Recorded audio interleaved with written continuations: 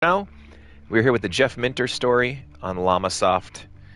It's another one of those amazing game documentaries. So Digital Eclipse, I believe, is the company that made this one. They're the same guys that are responsible for a game called The Making of Karetica and Atari 50 from last year's Atari 50 when we played that. So I'm really excited to try this one out. I'm not super familiar with the Jeff Minter stuff. So just getting a shot at kind of revisiting history, going through a series of games that I never really had a lot of experience with. I do not own I never grew up with the Commodore 64. I was a Tandy kid.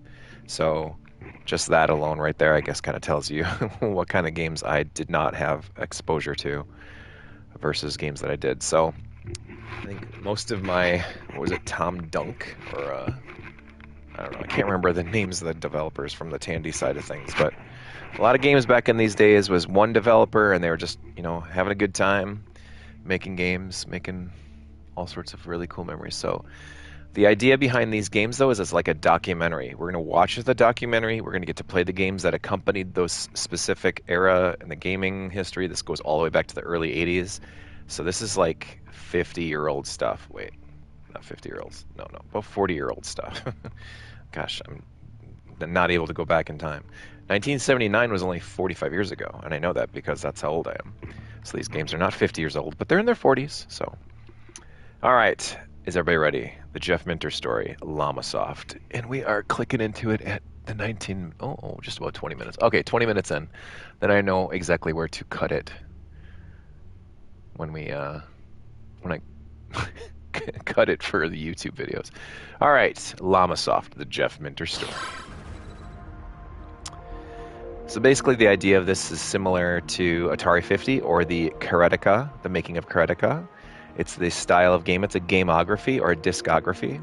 We're just going to go through it like we're watching it and experiencing it the same way. We're going to explore. We'll see how far we get into it today. I know there's 40 games on this, so 40 years worth of 40 games. So we'll see how much of it we get through in one stream. Maybe we'll get through it all. Who knows? So right now we're at 0% explored. So we're going to get these all the way up as far as we can. The early years. The llama takes flight. In the memories of the British gaming scene of the 1980s, no name looms as large as Jeff Minter, a self-taught coder with an innate feel for what made video games fun. Jeff wanted to bring the arcade action he loved to the home computers of the UK. Introduction, meet Jeff Minter. And here we go.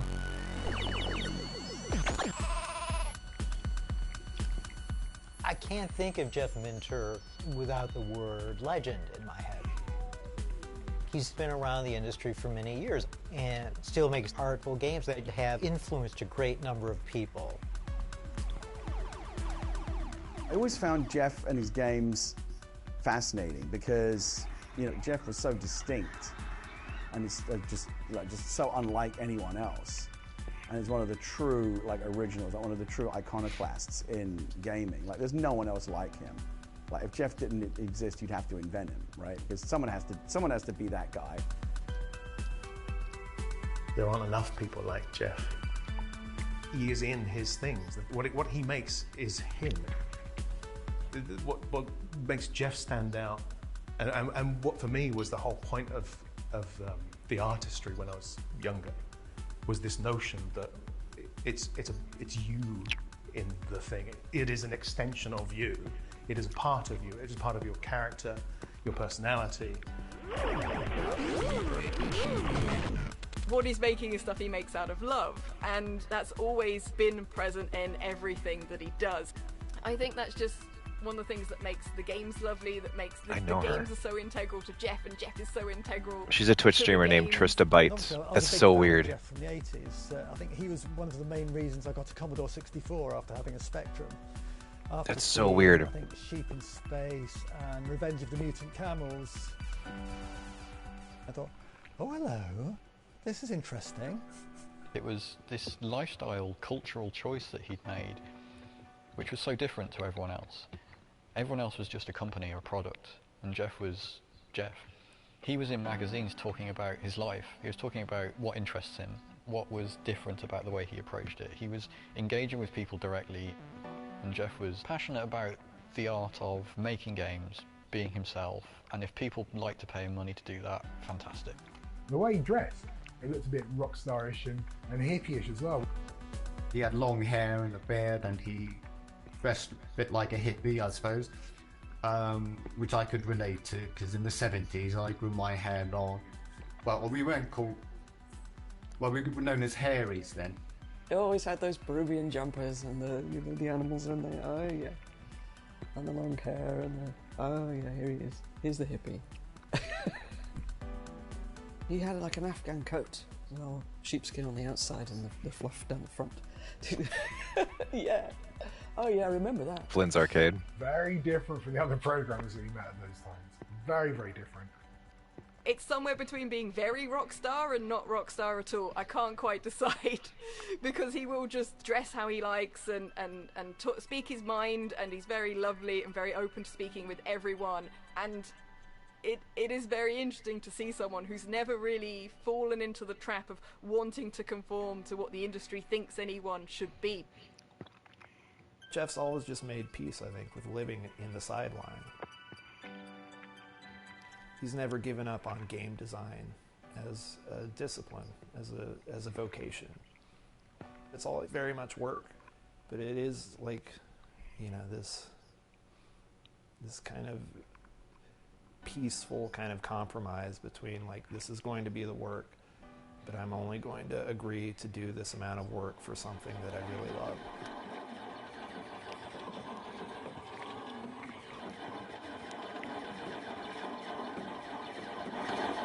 Got a lot of plants. Kind of a bit tempesty when you go down into a tube. I do like the tube shooters.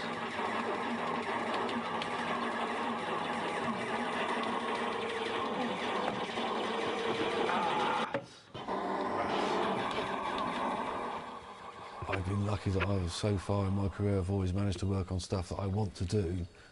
And I guess I just stubbornly want to carry on doing that, really. I don't want to sort of compromise that in order to potentially make more money or whatever. I'd say I'm definitely off mainstream. I have kind of a tangential connection to the traditional game dev scene, I think. I want to enjoy what I do. I want to feel happy with the things that I've made, and I want to make things that I want to play with.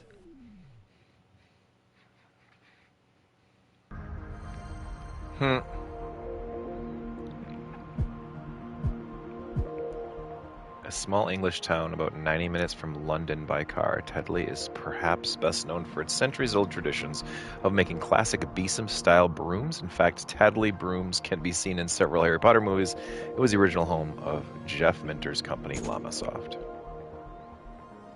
Okay.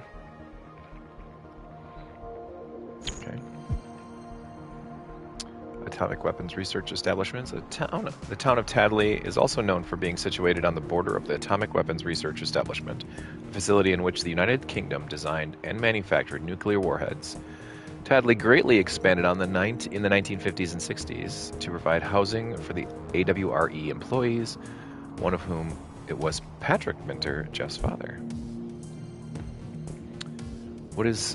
What this odd juxtaposition of nuclear facility on the border of the sleepy traditional English town subconsciously inspired Jeff to create games that blasted rural farm animals into all-out space wars, perhaps.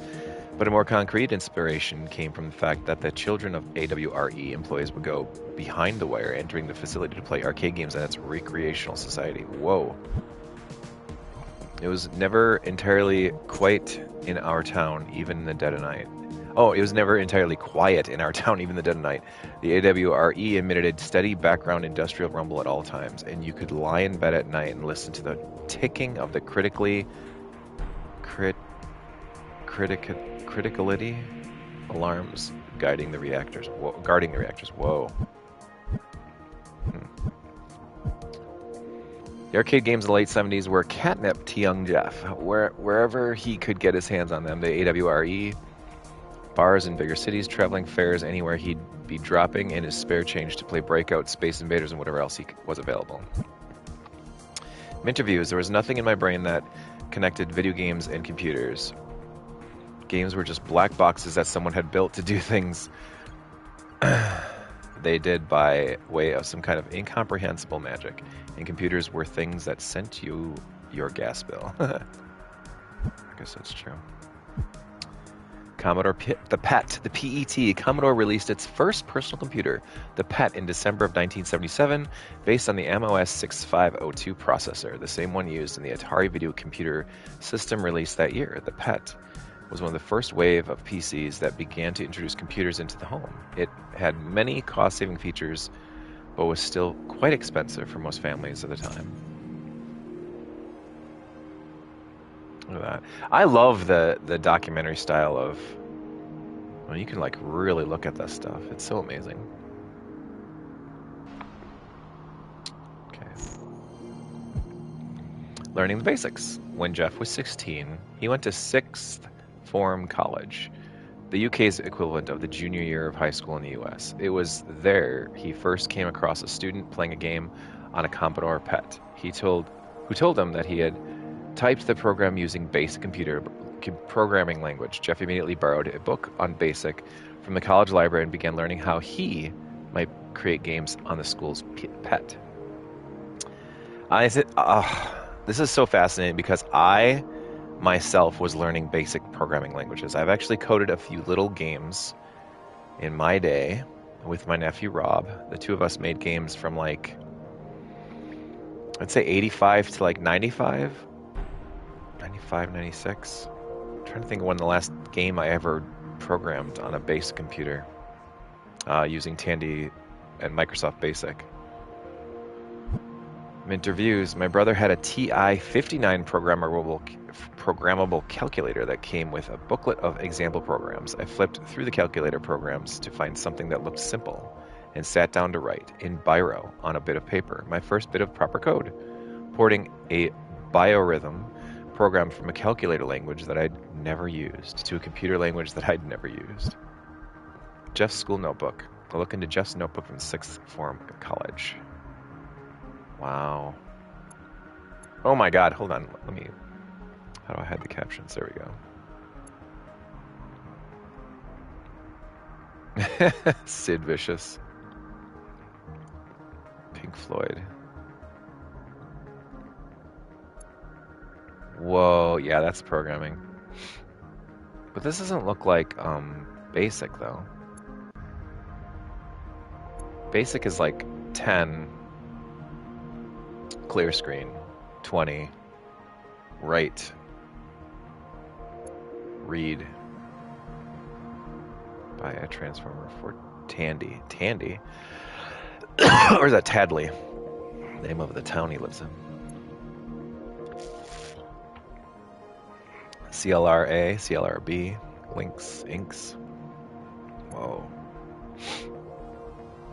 This is so cool.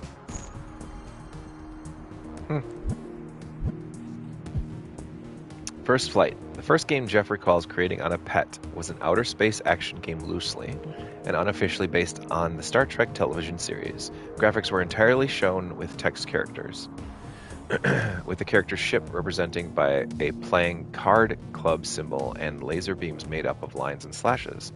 The original game is lost. This screenshot is a recreation. Oh, okay. That's pretty neat.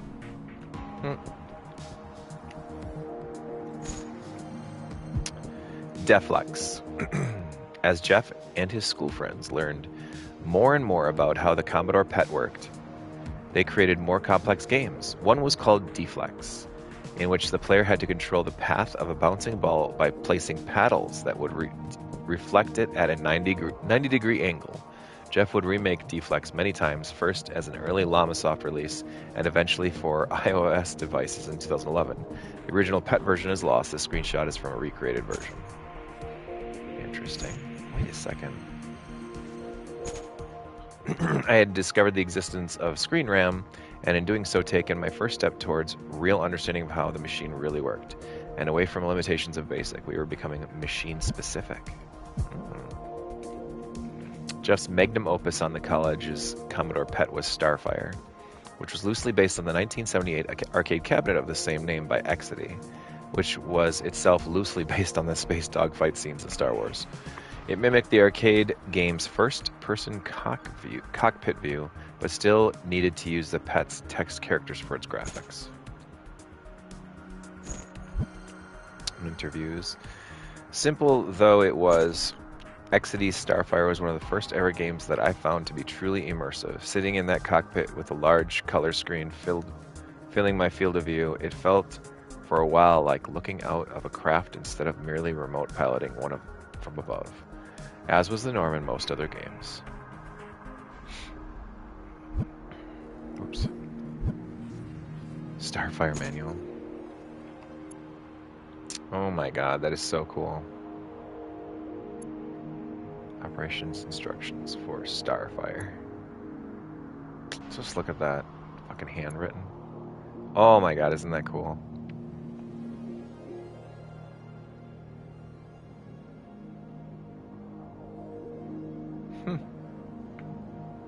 This is amazing.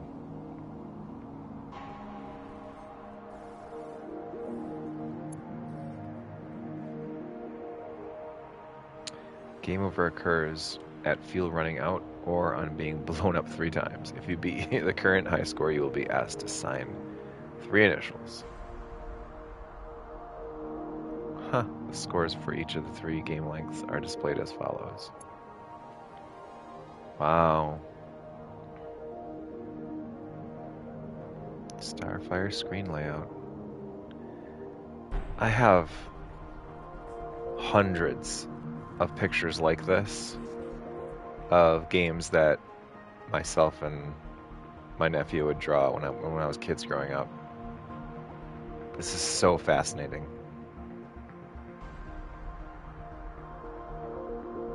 Ugh. Huh.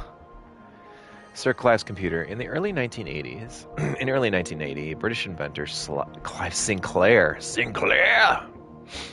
introduced the ZX80, the first computer on the UK market that cost less than £100. I don't know what that is, 100 lire, pound. While its capabilities were extremely limited, the ZX80's very low cost put computer ownership within reach of the average family and was wildly popular. For his efforts, Sinclair was knighted by the Queen in 1983. At last, nearly 2 years after I'd first set eyes on a computer, there was a real chance that I could own one of my own. Get one of my own.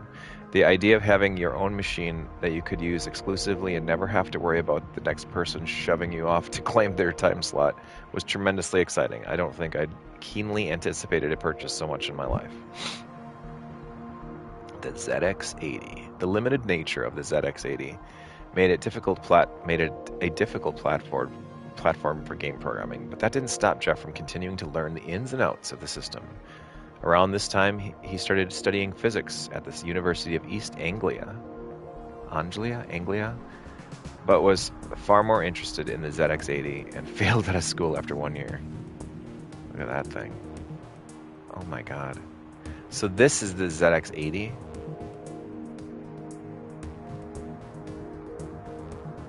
Those look like snap buttons almost. Huh. And the ZX81, the successor to the ZX80, released as the Timex Sinclair 1000 in the US, was still a low-powered, low-cost machine, but it was enough of an upgrade that Jeff could finally get action games to run. In quick succession, he produced a version of D-Flex, a pseudo-3D maze game called 3D, and an unofficial version of the latest, hottest arcade game of 1981, Atari Centipede. They are like clicky buttons. Sinclair, huh?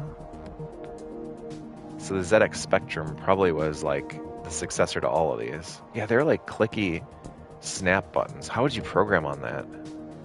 You'd have to click each fucking button. Ugh. I can't even imagine. Ooh. 3D of 3D, Jeff said. that while the idea of it was quite cool, the maze was a cube, and you could go through holes in the floor and ceiling as well as left and right. The slow speed rendered it pretty much impossible to play by creatures with metabolisms that run on a normal human timescale. Oh, that is so cool. So was this... This is so fucking cool. This and other arcade quality games available from Llamasoft Software, Tadley Hance. Wow. Ugh. This is so cool. 1982. And this is, oh, I don't know what this is. 3D? Sinclair's ZX81. Complexity 2 out of 5. The maze game was pseudo 3D. An early Llamasoft release programmed in BASIC. This is programmed in BASIC! 3D was not on the market for very long. Begin playing at any time. Press to access the manual controls and other settings. Wow. Okay. 3D is unique in being the only program to present a 3D view of a maze, which in itself three-dimensional. The program presents the maze in the form of a cube. You are playing on the lowest level. At the front, you must get to the exit up on level 10 on the back wall. Okay.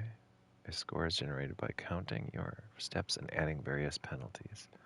For map reading, you may map read by pressing question mark instead of an orientation or a motion command. Okay, holy shit. Whoa. Orientation is absolute. I.e., if you're faced right and the screen shows turning on the left side of the screen, you look forward. Not left, if you choose to look in. 5, wow. Okay, come on.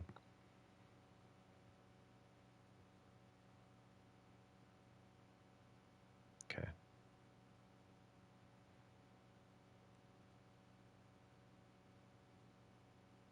Okay.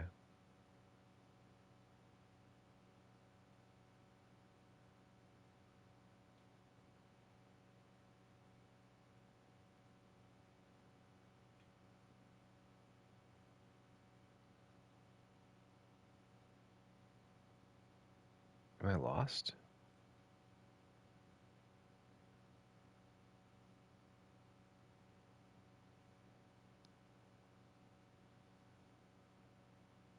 Whoa.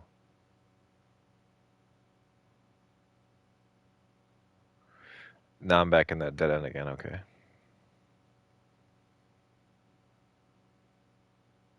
Okay.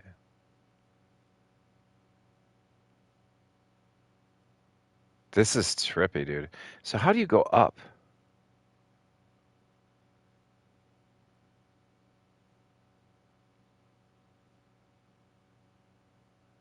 Ooh. There it is. How do I go up? Press S for shafts. Press any key. Interesting. Okay, so... New walls, what? No. Yeah, it's weird too because you can't... Okay, hold on. Instruction manual. Oh, okay. So how do you... What are the game controls? Okay, here we go. Left, right, okay, show floor map, wall shading, tips, panel, game options. What? Wall shading?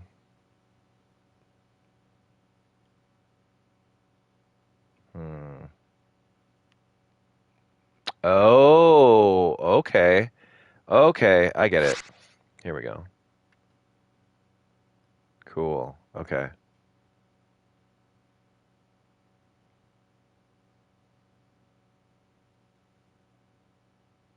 So, wow. Holy shit, dude. So now there's the floor. Oh my god, this is crazy. this is trippy. This is way more complex than you'd think it would be. Okay, I think I'm gonna have to stop because this is I don't know how I could. I don't think I'd be very good at this game. Press S for shafts. Okay, hold on.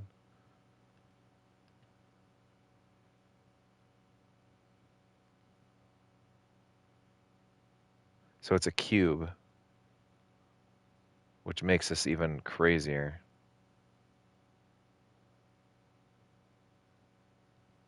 So now I'm level 4. Oh my god. Yeah, this is brilliant. Fucking brilliant game.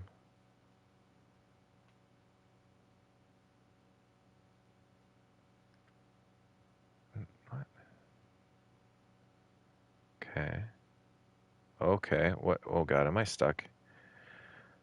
Okay. Let's hold on. Which floor was I on? Oh, level 3. Oh yeah, that's why. That's fucking hilarious, dude. Dude, this is level 3 sucks. Press S for chef. That's amazing. Okay. Very cool. Hold on, I want to see.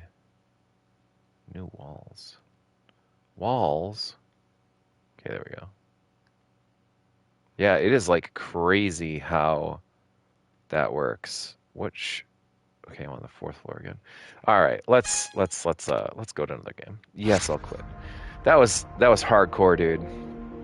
Begin playing it. Oh yeah, that was hardcore. 3D is neat. That's something I'd like to revisit, like for real. Ooh, Centipede. While Jeff had seen screenshots of Atari Centipede, he had never actually played it before creating his own version. While the ZX81 version looks like the original, it has some distinct differences. The ship cannot move up and down, and the centipedes fire bullets at the player. Ooh. Very cool. Sexy, sexy, sexy. Look at that. I love this shit. This is so fucking cool. This is almost as cool as owning a real physical copy. Like, this is so neat. This is why I love Atari 51. That's why I can't wait to play Karateka. It has all the versions of I always called it Karateka back in the day. So hold on, was there? No, there wasn't. Okay. During the summer of '81, Jeff took a trip to London to the ZX Micro Fair, an early convention for the growing home computer market. He didn't go with the intent of starting a business, but after he showed his D-Flex 3D and Centipede to a small publisher called DK Tronics, they offered right away to sell his games under their brand. I got chatting with the bloke on the stand and happened to mention that I'd written a couple games for my own 4K RAM ZX81. I fished out a tape with the games on it, and we loaded them there, and then, to my utter amazement, he expressed an interest in actually buying some games off me to sell. And right there, he gave me one of the 16K RAM packs to work with. Dude, nice. Centipede cassette tape, ZX81. The cassette label was used for later Llamasoft printings of Centipede. That is so cool. Re-recording and reversing. Wow. All right. Let's take a look at Centipede. Llamasoft's unofficial version of the classic arcade shooter, in which you zap a lengthy centipede that breaks into segments. Jeff Minter presents Centipede, the first ZX version of the new arcade game. Okay, I think... oh. What speed? 20 slow, 1 blitz. Let's do 15, I suppose. That didn't work. What? Okay. What the hell's going on here?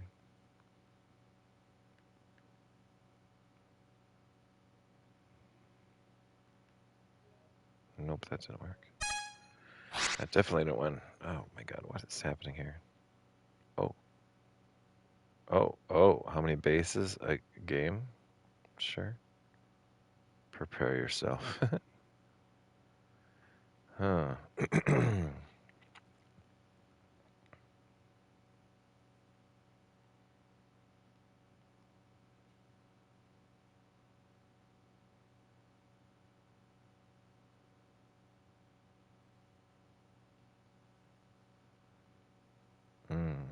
This is a very different looking game. Oh shit, this is gonna kick my ass. Great.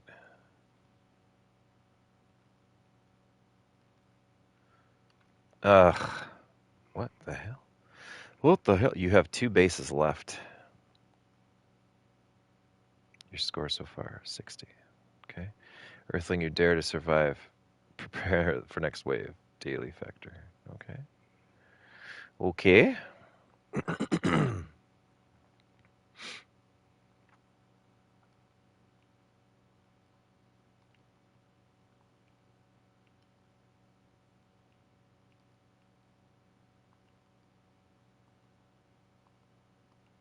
Mm. Mm. Great. Fuck. Okay. Got him. Nice. There we go. That was better. A little more impressive. Expect reinforcements. Earthling, you dare to survive. Prepare for next wave. You have. Oh shoot. So this game, these games are all written in BASIC. That's so freaking cool. God, I would just love if I could have been able to write games like this when I was a kid. How amazing.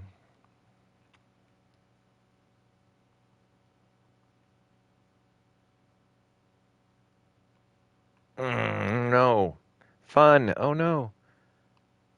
Come on, die. You ban presto. Sugar. Well, you have 1 base left. This is it. This is for all the marbles. 350 is not bad.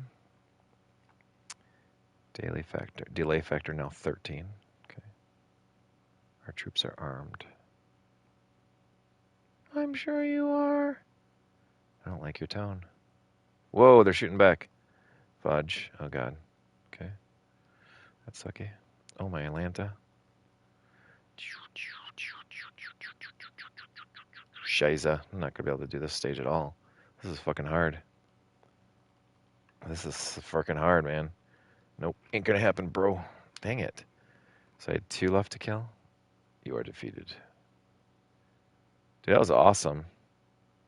Game over. 710 is not bad. I'll take it.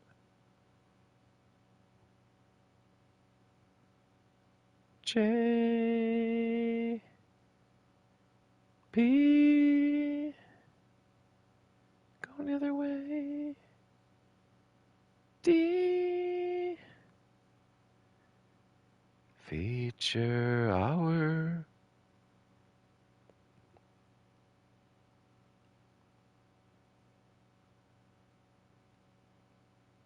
Boom, boom, boom, boom, boom. Nice. 710's my score. Top of that one. Suka. All right. That was pretty cool. Yeah, I'm pretty sure. Centipede. Pericarditis? Pericarditis. Pericarditis. Whoa.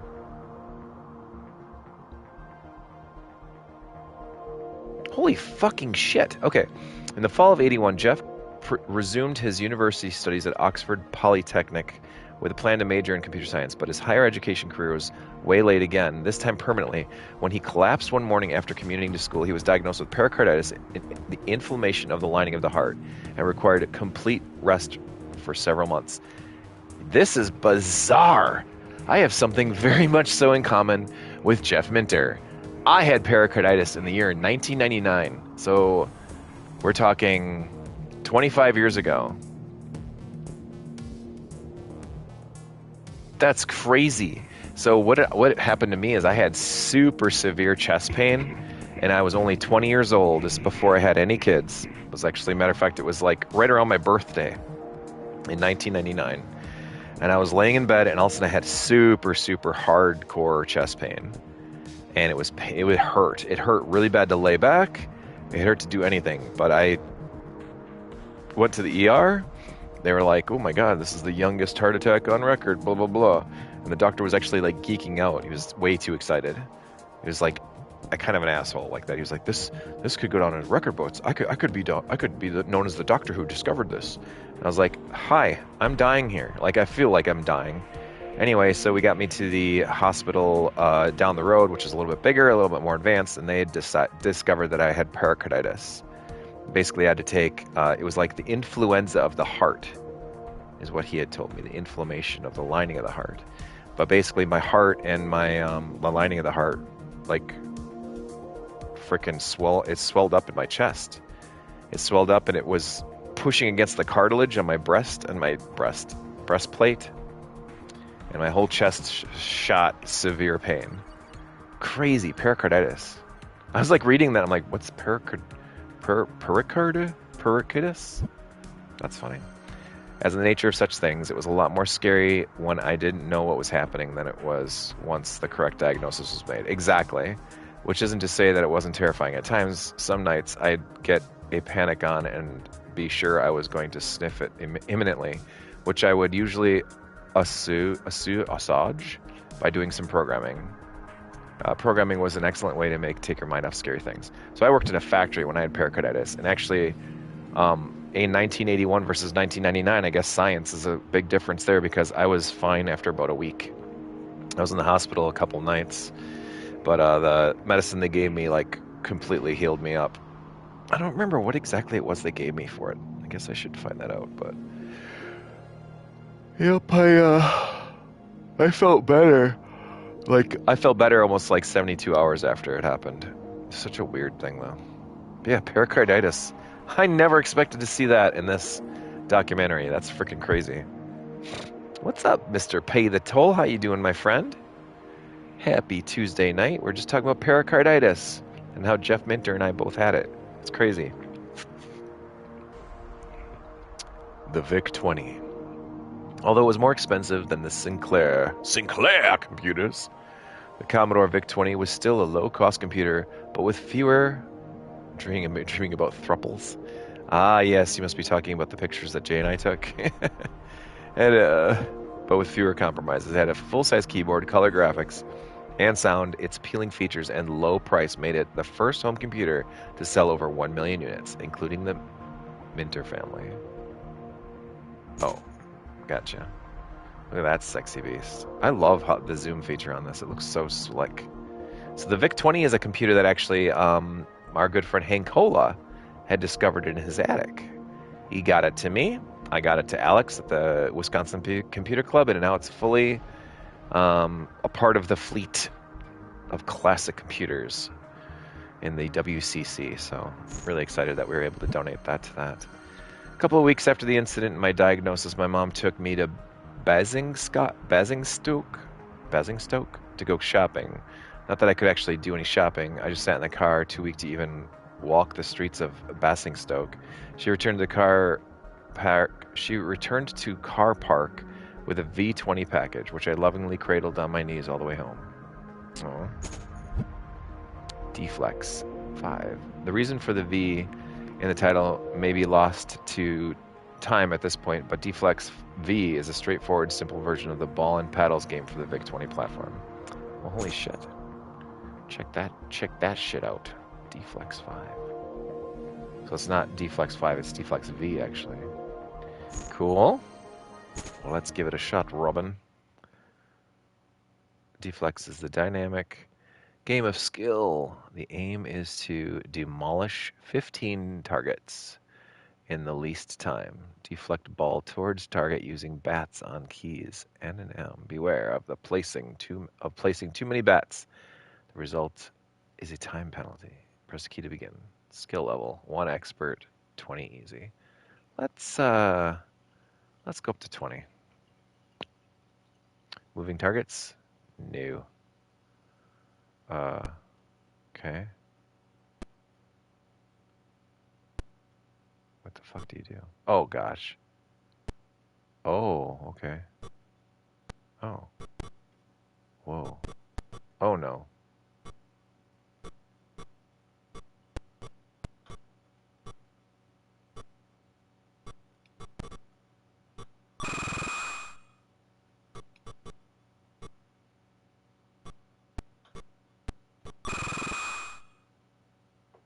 Huh.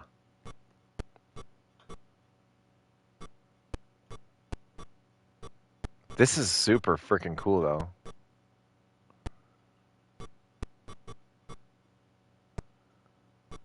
So you have to do it in as few is possible. Got it. That was awesome. Hey, that was perfect. As few moves as possible, huh?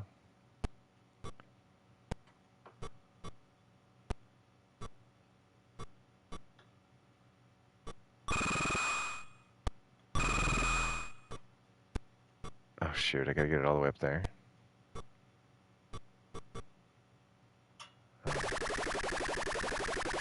Excess bat misery, time penalty. Jesus Christ, this is like fucking dyslexic. Okay, that's cool.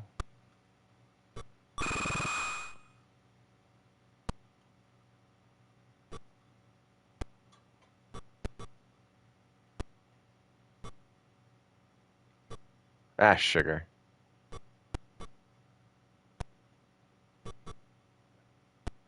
Shit. Dreaming of thruples again? That's an interesting topic. That's amazing.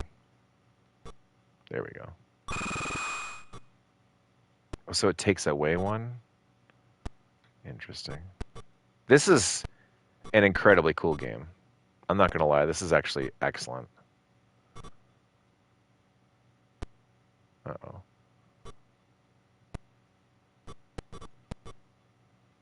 Give me a thruple I want. No need. No, I need it. He needs his thruple. There we go. I was waiting for that to come around. Oh. Let's do that. I'm starting to get the hang of it now. It's actually pretty damn cool. This is really fun. Come on. Damn it. Down, down. There we go. Yeah. I started about an hour earlier today, but I was just mainly going through this documentary. It's a Gameumentary. Just like the Atari 50 collection was. Ah, sugar. I missed that one. That was really dumb. Oh my god, I'm still sucking it up. What's wrong with me? Oh, butt. Oh, butt spot. Oh, SpongeBob, why? Got him. Yep, he sure did. Oh, butt spot. There we go. This is fucking awesome. I am like, this is such a stupid, simple concept, but actually am thinking this is really fun. Boom. Got it. That took forever. Oh, how am I ever going to get that? Oh, God, I suck at this so bad. That's never going to go over there, is it? Oh, Jaeger. Fucking idiot. Okay. It's never going to go over there. Oh.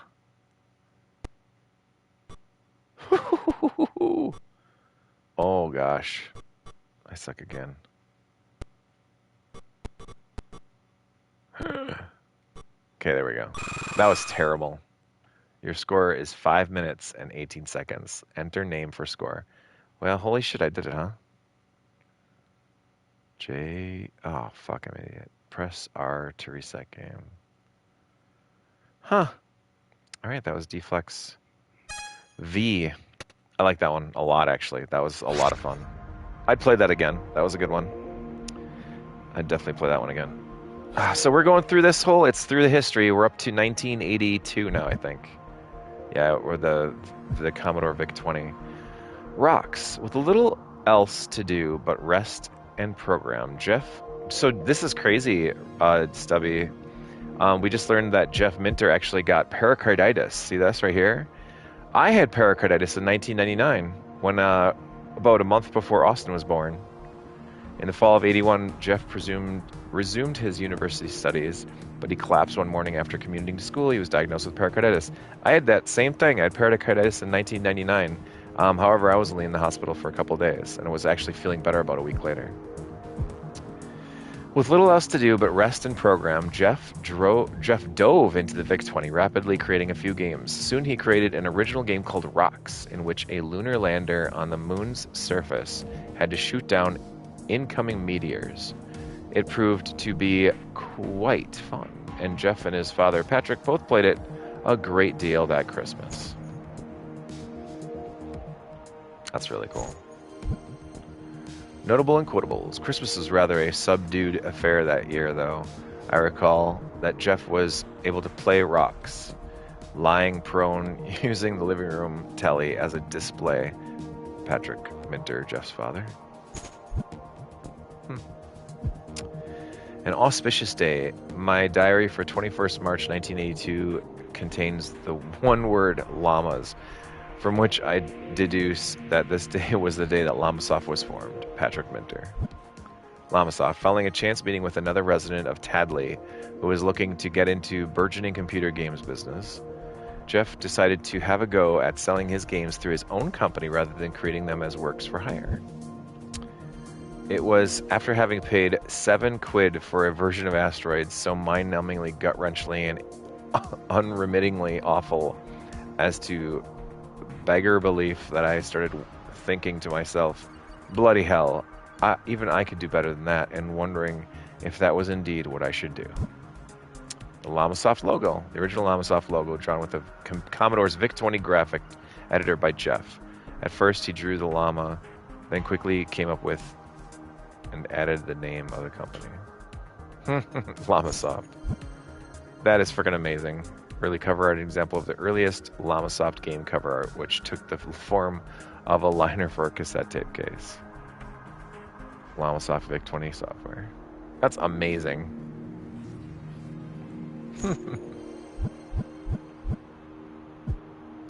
A controversial beginning. A fast, prolific programmer, Jeff was able to get several games ready for the summer of 1982 launch of Llamasoft.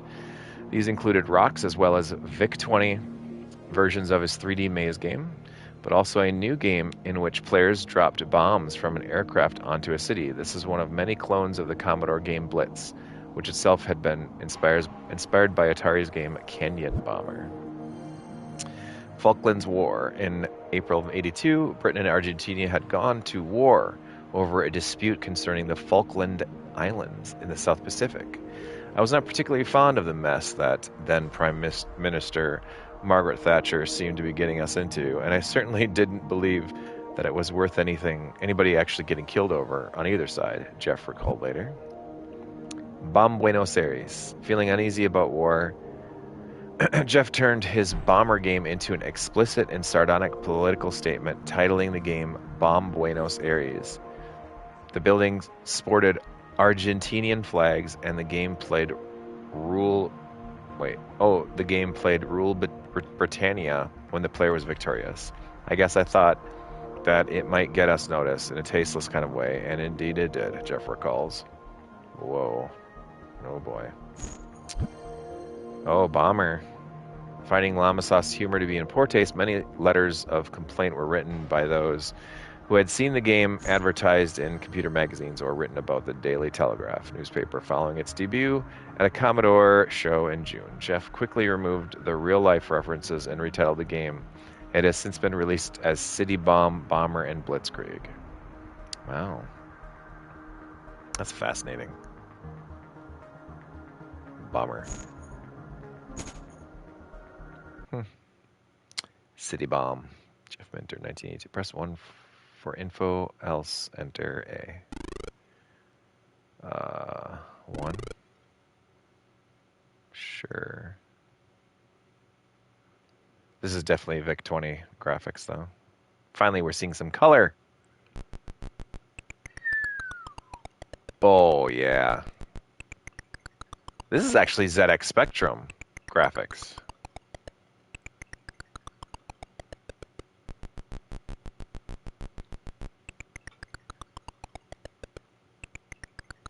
Huh.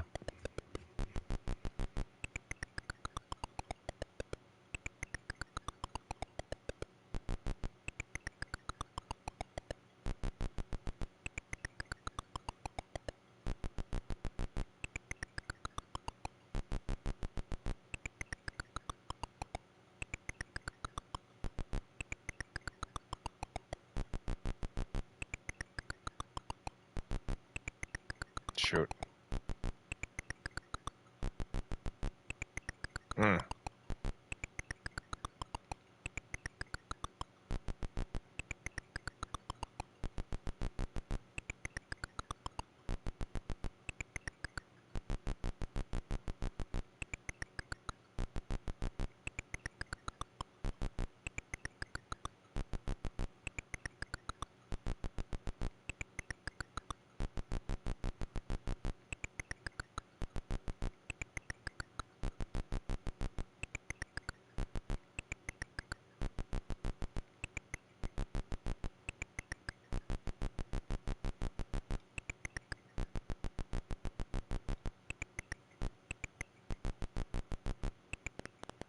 Oh, snap. Oh, I was wondering what the point of the game was. I didn't realize I was going down and down and over again. All right, well, that's kind of cool. That was fun. Bomber. Defenda, the game that would put Llamasoft on the map again as a clone of the Williams arcade machine Defender. Oh, Defenda. As was customary at the time, Llamasoft at first sold an unauthorized version by the same title before quickly changing it to the slightly less problematic Defenda. Defenda. Return Defender. Da, da, da, da. Got my eye on you. Da, da, da, da. Return Defender. We needed some kind of magnum opus, something that would hopefully let us claim some kind of significance in the emerging biz. And back then, in that dawn of time, the way to do that was to produce a version of a popular arcade game, and to do it in a machine code. Oops. Defenda Manual. The simple manual had accompanied early versions of Defenda. Wow. That is really cool. Oh, Defenda cassette tape. That's pretty awesome.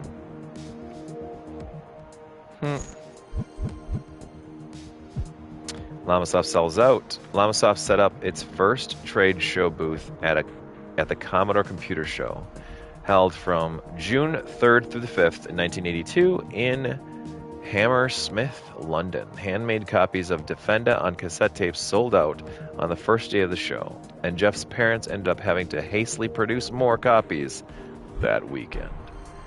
It seemed that although Defenda was palpably cack, it was actually marginally less cack than some of the other games there, and so we sold tapes pretty much hand over fist the whole time. This was rather good. Original Llamasoft ad. Likely the first magazine advertisement for Llamasoft. This dates to June 1982. The company's game library consisted of two titles, Defender and Bomb Buenos Aires, which could be ordered separately or on both sides of the same cassette for a cheaper price. That's pretty cool. $12.95 for two games. Tracks. The early Llamasoft title Tracks fell into the genre known as paint games. You had to cover every line on the screen in your spaceship without hitting the enemy ships patrolling the same grid lines. Oh, that's cool. Tracks. Small instruction sheet was all players had to reference when playing Tracks in the VIC-20. Cool. Ratman, an action game in which the players had to whap falling rats with a hammer. Ratman was one of Jeff's first attempts at something approaching an original game. It was only advertised on a few Llamasoft mail order ads before being pulled from sale, as Jeff wasn't happy with its quality. Ratman didn't look too bad by the standards of the day and featured a somewhat Monty Python-esque death scene where a long arm would appear from the top of the screen and snatch away an unsuccessful player, but it didn't play very well, no matter how much I tweaked it. The Rat Trap ad, Ratman cassette tape. Very cool. Ratman.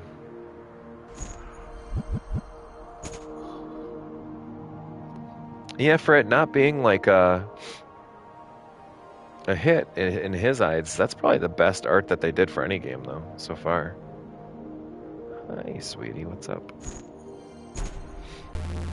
Jeff Minter, 1982. A freaked out game from Llamasoft. Wow, that was a creepy sound. Uh-oh. Well, what the hell? What do I do? Seriously. Oh, okay. Jesus Christ.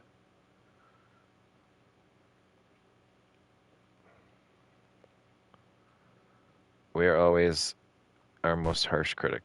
What buttons do I push here? Okay. This is super weird. I don't understand. Behold the hands of... Oh, that is Monty Python. Esque.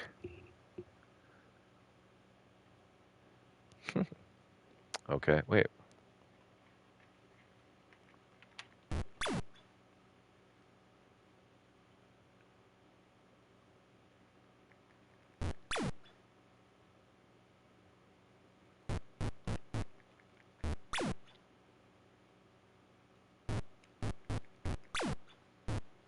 Okay.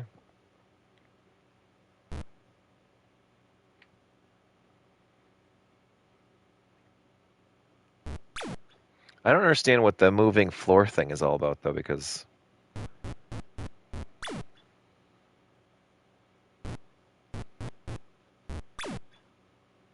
And I definitely don't get the whole guys on the bottom.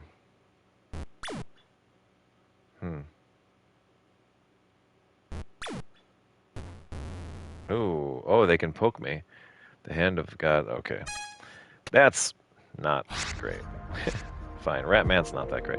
Ooh, the ZX Spectrum. Here we are. Launched in April of '82, the Spectrum was a successor to the ZX 81 that added support for color graphic. This important upgrade made it a much more appealing platform for gaming, and the Spectrum became one of the most popular British gaming platforms of the 1980s. I respect the Spectrum for the positive impact it had on the British computer scene, and its programmers pulled off some prodigious feats of programming. Prodigious? I can't read. Feats of programming to write games out of it that nobody could have expected from such a comparatively primitive system, but it was not for me. I love my Commodores. ROX 3 Spectrum version. The more finely detailed up graphics enabled by the Spectrum platform gave its version of ROX a unique look. Hey, sweetie. Llamasoft computer software. Doesn't say anything specific that would make me even think that was this game. Oh, there's a few games down here. Super Deflex, cool. So we got Super Deflex and ROX. Ooh, there's a new... Okay, that's cool. I'm actually really excited. Press enter to begin game. Oh, wait, what is this shit? Yeah, this is definitely a ZX Spectrum game. You can tell by the sound effects. What are you supposed to do? What is happening?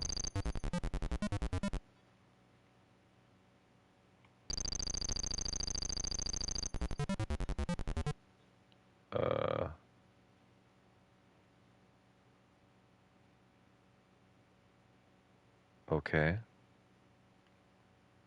I'm so confused. What is happening? Oh, good. You mean I was supposed to shoot? Ugh, for fuck's sake. Ugh. Okay. Got it. Bonus for wave 1 is 100. Okay.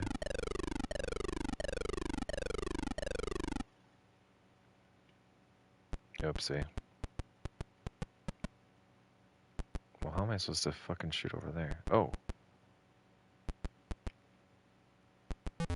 There we go.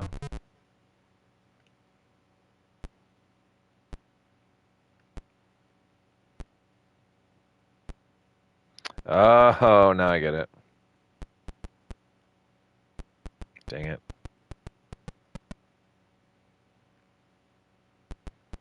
Ooh, got it. Nice.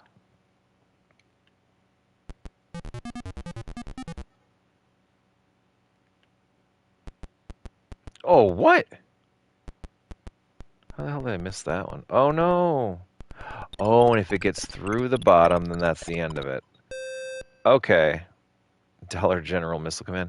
Yeah, a little bit. This one I don't hate. I actually don't hate it at all.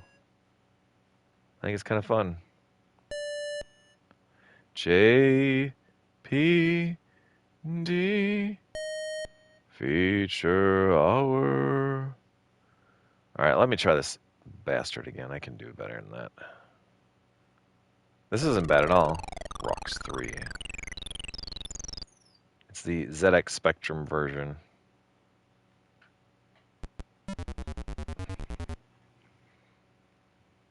Get it. Good job. Yeah.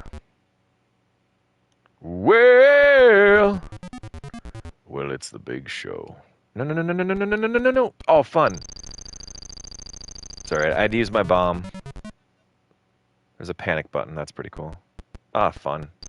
Okay, I guess I'm using a second. Well, yeah, welcome, Sean. How's it going, my friend? Oh, what the fun? Did you see that? That went right through it. What a bunch of... Oh, feeling for the love of St. Petersburg. Get it. Ugh. Got that one. Okay. What's up, Pickle Friction? How are you doing, my friend? It's been a minute. I'm not playing Tekken, though, so... This is cooler than Tekken. Ah, you filthy little bastards. Come on. Get. Yes. And if you're late to the show and catching up on what we're streaming tonight, I grabbed the Jeff Minter collection. What is this stupid other thruple?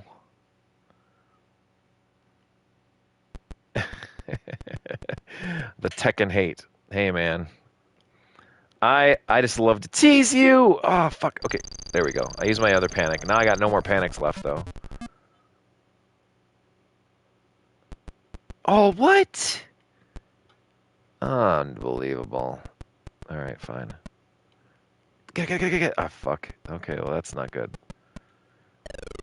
Alright, well, that completed that wave. I got a lot less ground. Oh, man. Alright. Oh, what is that? What is happening? What was that? Oh my god, that's a lot faster. Okay, well, I caught it, so that's okay. Get it. Oh, no. No! Alright. Yar's revenge. Shiza. Oh, fuck. Oh, no. Oh, nope. Yes, good. Anyway, the Jeff Minter collection is a series of classic Llamasoft games from the 1980s that were developed by Jeff Minter. They go through a series of different releases in a documentary style. It's called a Gameumentary. Basically, you just go through this history lesson, basically, of going through what the world was like when Jeff Minter was creating games, and the series of different consoles and computers is the most recent game system that we've been playing with so far. But this one is actually a ZX Spectrum one. Dang it, I keep missing. Oh, no. Yeah, I got him that time. There we go. Good job. Yeah, it's really... I think it's a very... Fuck, what the hell is that? I think it's really fascinating, actually. Okay, I'll take that. Just barely got it. This would be one of those really... Like, I think actually a really good... like LED or those old LCD games. The Tiger games. I think this would have been a good one. Oh, shoot. Okay. But yeah, this is a lot like Missile Command, but I honestly think it might predate Missile Command a little bit. This is 1982. I guess I'd have to see when Missile Command came out. Get it. Oh, what? No. Get the fuck out of here. Oh, good. Okay. This is by far the best I've ever played, so. Oh, man. No, no, no, no, no. Oh, shit. Oh, shit. Oh, no, no. Oh, that's the game. 3,600, though. That's pretty freaking good. I'll take that. I will take that score. Very proud of that one. J P D. 1980 was Missile Command? That makes sense. Well, then, I guess this one... Look at that. That was my best score by a lot. All right, that was fun. So, yeah, we'll quit. Anyway, that's Rocks 2. And then we've got Super Deflex. We played Deflex. Let's try Super Deflex. This is on the Spectrum 48K.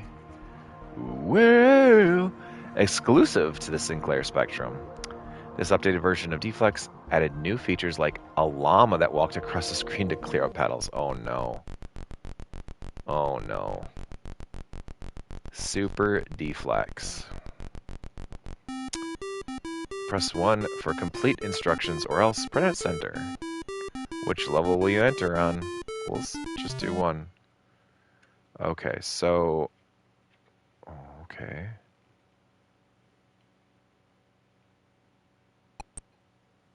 Okay. It's actually moving a bit slower.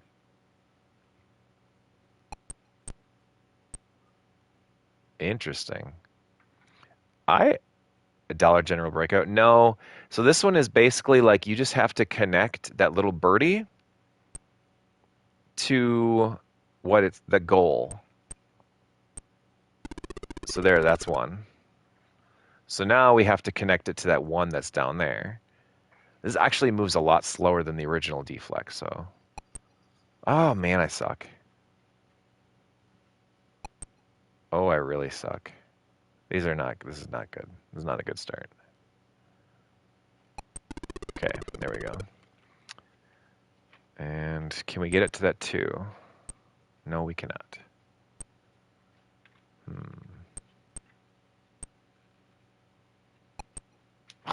I'm always a second late, too. That reflex, my reflexes just aren't good. I would say the original Deflex is better than the Super Deflex. But maybe I'm a little biased. Because it's on the VIC-20 versus this. Sinclair! Are you kidding me?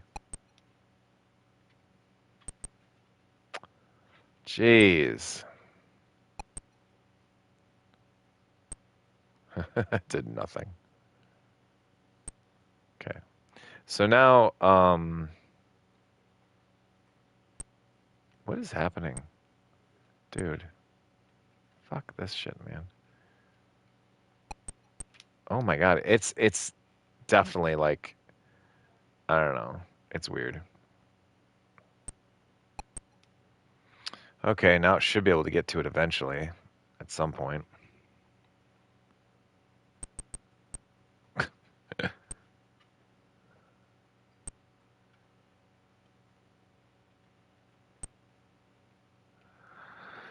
I guess you get the gist of it, though, right?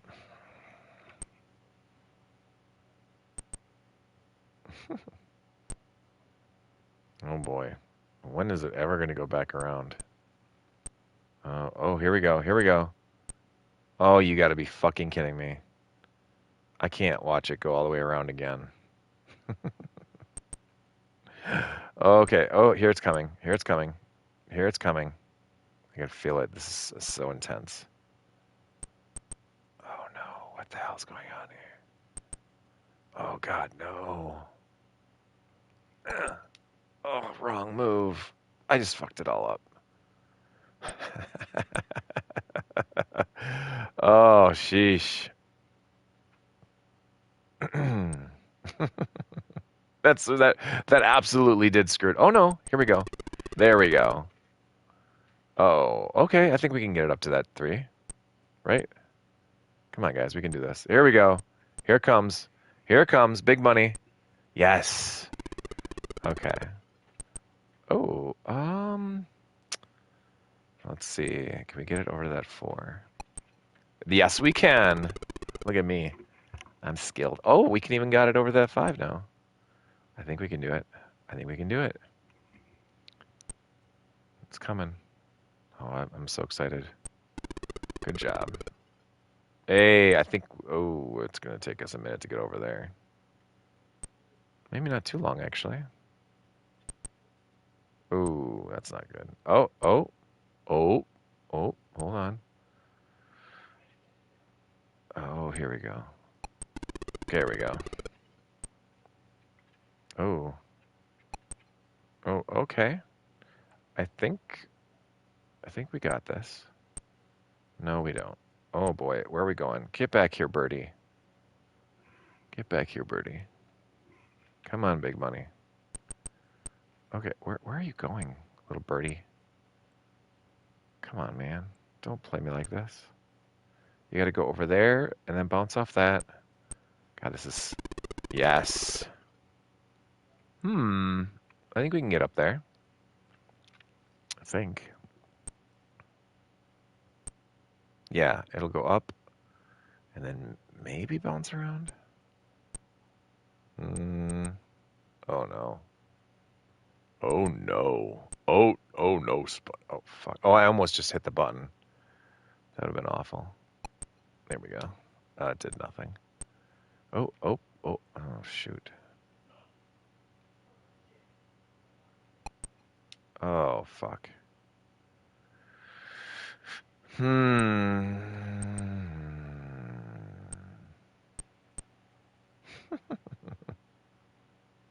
Super deflect.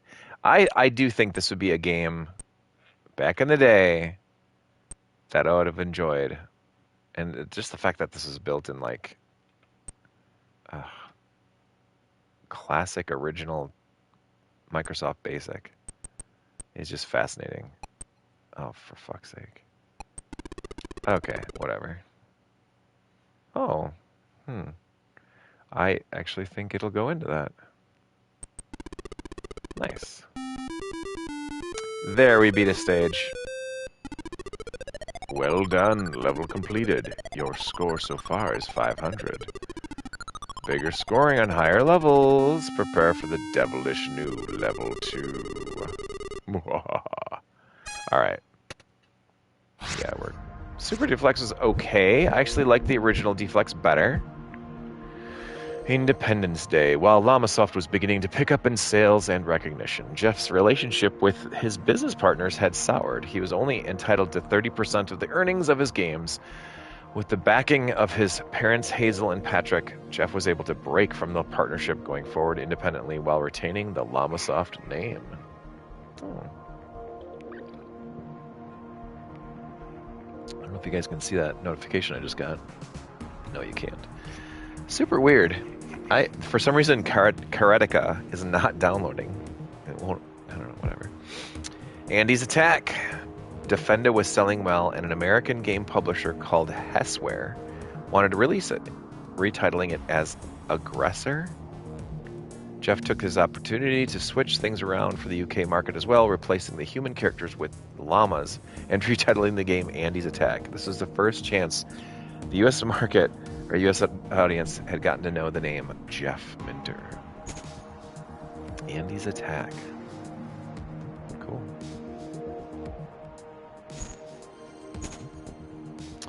All right. Complexity is 2 llamas. Original release says Defenda, a thinly veiled clone of popular arcade game Defender.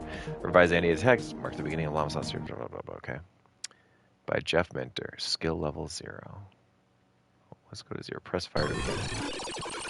Holy shit. Okay, that's skill level 0. Great. Oh, it does actually flip around.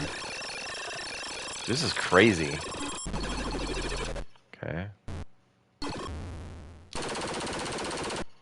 Oh, fuck. This is tough.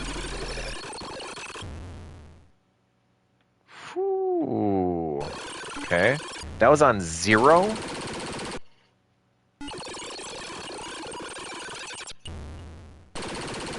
What the hell, dude?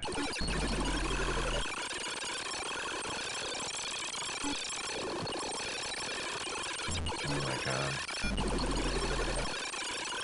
We should send 2 teenagers to search out Jeff Minter at his remote country house to find out what these games really do, like start nuclear wars. What the hell? Oh wait, the frickin' llamas that are being taken. Oh my god, this is hard. Okay, let me try skill level 9.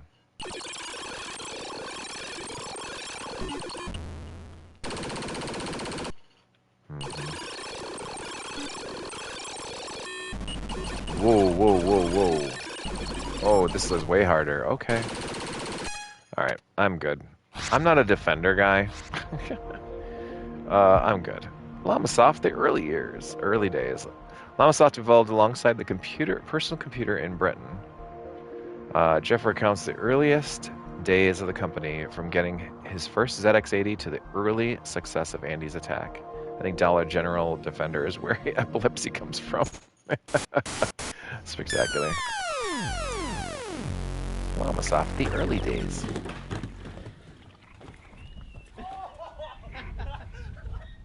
When I was in school, I dabbled in lots of various things. I got a skateboard, and I was a skater for a while, really enjoyed that. I wasn't even aware of the link between computers and video games, really. And it's only because I walked into this room one day in college, and there's one guy sat down the end with this weird thing which looked like a telly on top of a typewriter keyboard. Appeared to be playing some kind of crude game on it, and when I was a bit curious, went over and asked him where did that game come from. And he said he types it in. That was the moment that completely changed my life. I really enjoyed the act of programming. I thought that I'd finally found something that I actually had some kind of genuine aptitude for. But out of the whole sixth form college, we only had one machine, which was a Commodore PET. And officially, you had to book up half-hour slots. You could have 1 half-hour slot a day, and that wasn't really enough time for me to get stuff done. I mean, the thing is, back then, the Commodore PET was quite expensive. And I didn't come from a rich family. There's no way that our family could have afforded a computer, and there's no way I individually could afford a computer. I only had pocket money at the time, didn't have a job. And then this item came on the news and showed Clive Sinclair demonstrating the prototype of the ZX80 in some school somewhere. And the idea of actually having your own computer at home was unbelievable. I really, really, really wanted that ZX80. And so eventually got the money together and ordered it. It actually arrived on the same day as my A-level results. And I remember just forgetting all about my A-level results and tearing open the box from Sinclair and spending the rest of the day sat in front of my ZX80, having a wonderful time. The availability of these machines cheap is what really kick-started the software industry, because when other people started having these machines, they wanted software for them. And in fact, that's how I got started, really.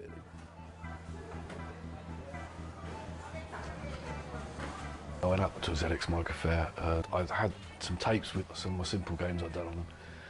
And I got talking to this one guy on the stand for a company called Digital. And I showed them some stuff, and they said, well, perhaps we could sell it. And I said, that's fantastic.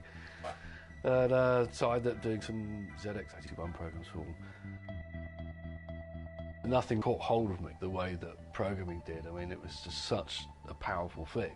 I just wanted to do it all the time. I was actually working quite a heavy schedule, and at the time I was going to Oxford Polytechnic. I was commuting to Oxford from Tadley, which involved like a 7-mile bike ride to the train station, get on the train, another couple of miles, and up a very steep hill to get to the Polytechnic. All day at Polytechnic, back home, and then I was coming back and I was spending my evening hours working on this stuff at DK. And then one day at Polytechnic, so I just suddenly felt really, really weak and really sick. And I had like tunnel vision. Then it was obvious that some shit was not right. And they found out I had some condition called pericarditis, which is where it's an inflammation of the lining of the heart, and the heart rubs against it and becomes distressed. And that took me 6 or 7 months to recover from that. It made me very weak for quite a long period of time. I had to have a lot of rest, and one of the things I could do while incapacitated that way, I could still do my programming. I mean, while I was ill, that's when I did some of the work which led to my first Llamasoft games.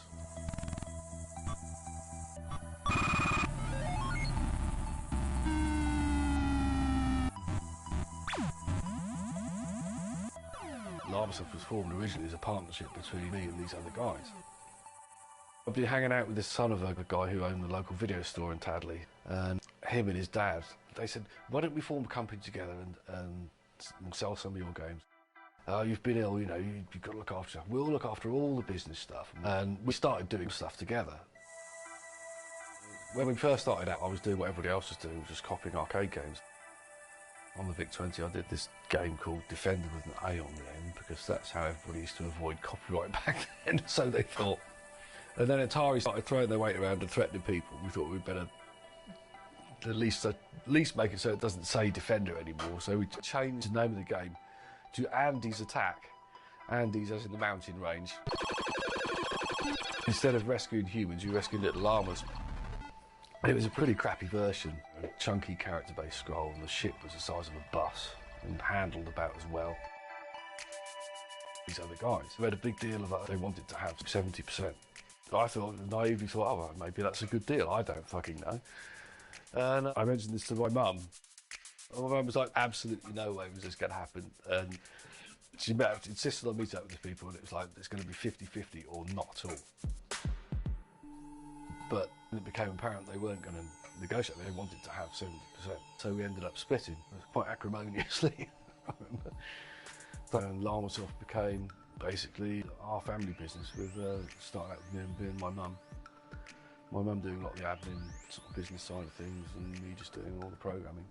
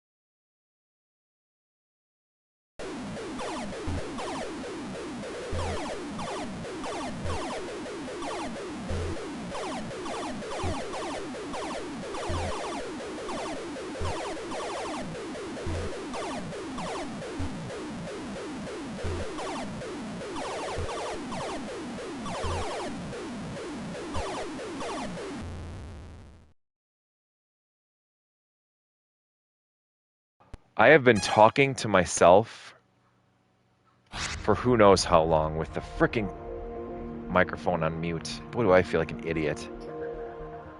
That's embarrassing. Yep, I was talking that whole time. But Grid Runner, 64 version of Grid Runner. What's the name? Oh, I feel really dumb. That looks a lot clearer though. From Grid Runner to Grid Runner because there was not enough space in the screen. Oh, that's cool. Oh, I feel really stupid. I was reading like all of this stuff over here. We played Rocks. Oh boy, do I feel dumb. I'm sorry, everybody. Well, let's try the 64 version of Grid Runner. Hess Press.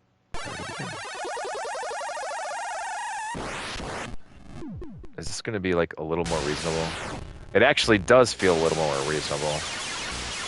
It doesn't feel like, oh my god, you still get your ass kicked though.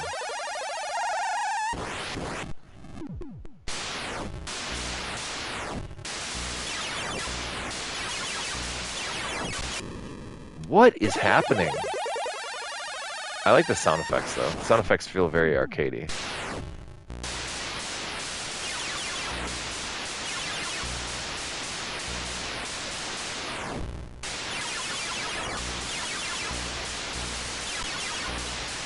This is crazy how hectic this game is.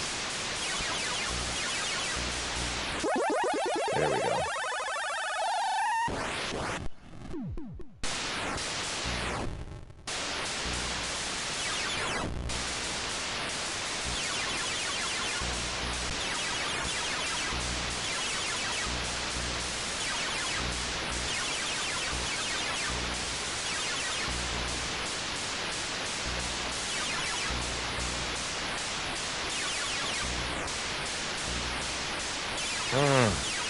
Jesus. Ugh, this game is insane.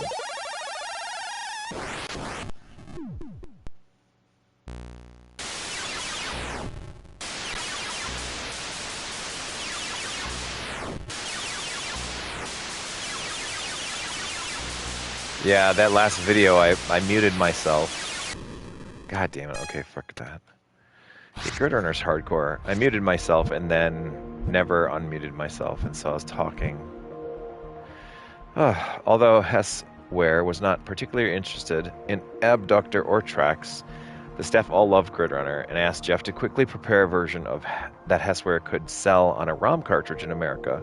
Grid Runner for the VIC-20 became a hit in the US market, and Hessware quickly asked Jeff for a Commodore 64 version as well.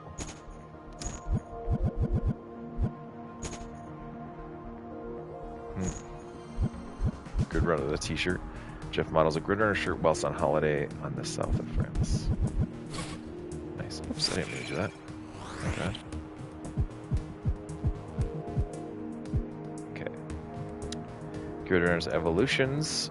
Grid Runner was a big hit in the UK and the US alike, launching Llamasoft into the new level of success. In the 40 years since, Jeff has revisited his signature game numerous times, updating and improving it for various platforms.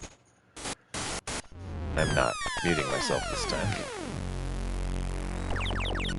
So yeah, they've got this guy building on what he's done before, trying new things. I don't think he'll be trying to figure out a formula or a grand design that evolves. It'll all be instinct.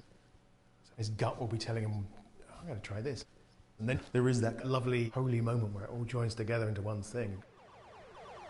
And for Jeff, that was Grid Runner.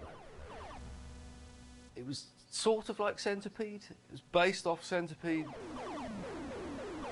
But I'd got to the point where I enjoyed putting my own spin on things. I was no longer content just to try and copy an arcade game. I wanted to do something else.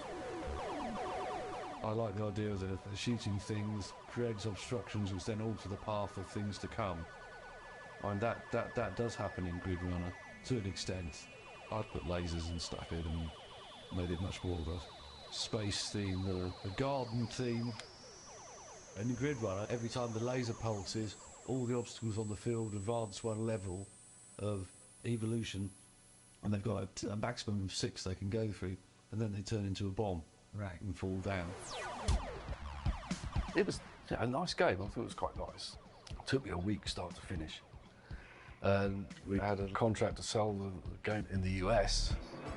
I think it was one of the first Commodore shows. And this American guy in a suit came and was looking at what everyone was doing, and came over to us and said to me, "We like Andy's attack, and could you put that on a cartridge for us to sell in the US?"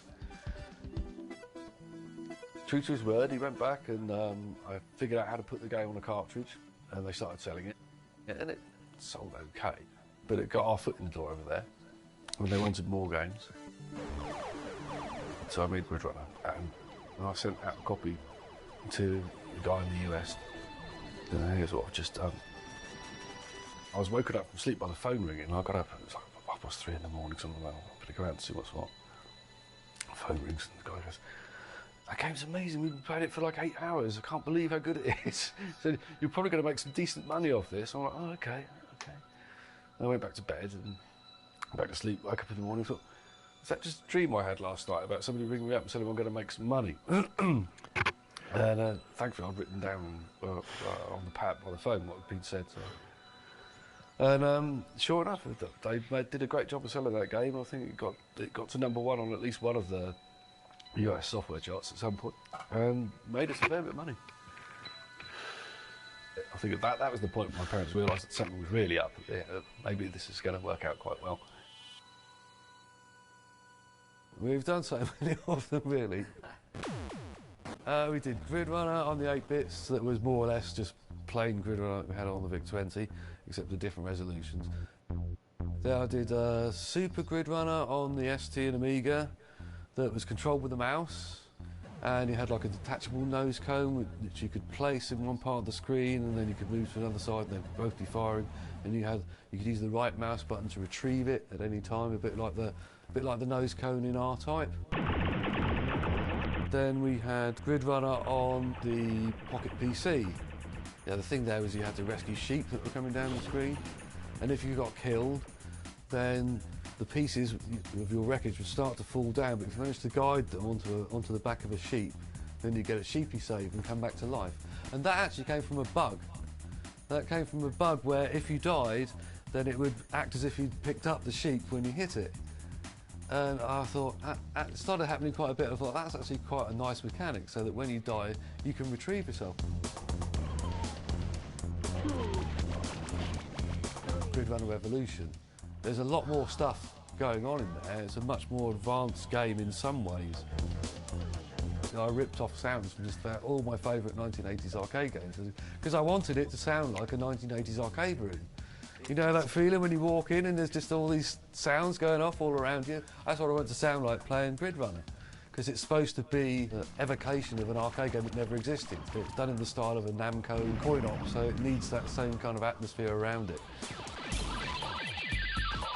I think the Grid Runner on the iPhone, it's simpler than some of the other versions, but it's very pure, it's very arcade-like, and it's lovely. I think the most recent version, by taking Grid Runner back to its roots and then just building a few simple enhancements, I think I've come up with a better game. Because your power-up stack, I mean, you start out and you just got to pew, pew, pew out the front, and that gets a bit faster as you shoot things, so you pew, pew, pew a bit faster. And you get various little tiles that power you up, and they may give you 4-way pew, pew, pew, or something like that for a little bit, but you get the stacking effect. So you can have 3 or 4 of these things come together, and then suddenly you're just this intense fire flower of like shots just bursting out and flooding the whole thing.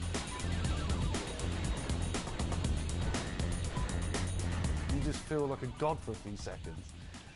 And it's nice. So it makes you, it keeps you tied into the game. It makes you feel, it gives you a little rush of like, yes, a little touch of euphoria there to help you along your way.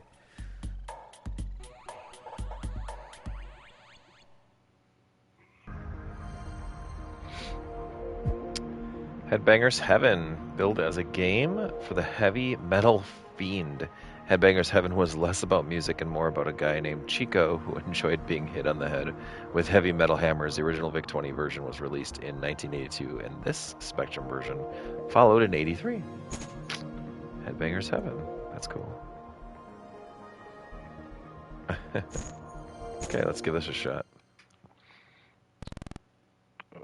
Press 1 for instructions, else press B to begin. Prepare yourself, player 1. You fool. So what is he? He likes to be hit in the head?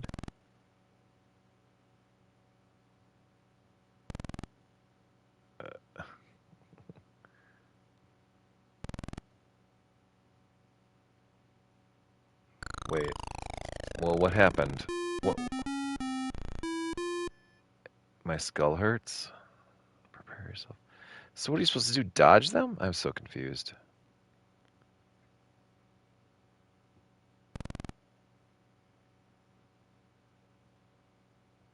I bet you're supposed to dodge them.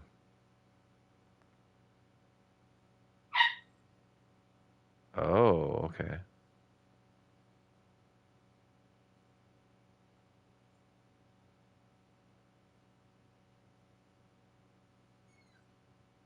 Oh, okay. So you take money from one side and go to the other. Here I'm trying to catch them all like an idiot. Yeah, I'm sure he wants all those hammers. Oh, jeez. Oh, my God. What the fuck is happening? This is a very strangely programmed game. What is happening here? What is happening? They're like coming down like rain now. This is crazy. This isn't normal. Oh my God, this is a fucking bullet hell game. Okay, yeah. What the fuck? Okay. This is so goofy. Uh-huh. This is crazy. This game is very bizarre. Oh, shoot. Okay, whew, that was close. Got the money bags. Okay, now we can go back. Go, go, go, go, go, go, go, go, go, go, go, go, go, go, go, go, go, go, go. We made it. Oh, we're gonna make it? Are we gonna make it? No, we didn't. We didn't fucking make it. Oh, man. Oh, what? Oh, that's kind of cool. That's actually very cool.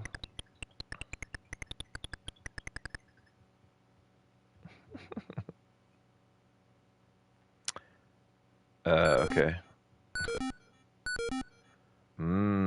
Alright, let's try this again. We can do this. So you grab the money and bring it back. I don't appreciate how stupid hard it got, though. Like, it was stupid hard. Got the money bag. Run back.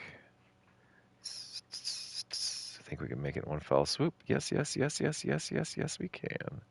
Okay, now we need to run our asses off before it rains down fucking hammers like crazy. Okay, we got this. Let's get 2 bags. Come on. Come on, big friends. Let's do this. We got this. Oh, easy peasy. Yeah, there we go. 2 buckets of money. Let's make it 3. Let's make a third. Oh no, now it's starting to really come down. Watch out for all these hammers there, Hammer and Harry. Heavy metal. Heavy metal Harry. Headbangers, headbanging Harry. Okay, we got this. Yep, just be very careful.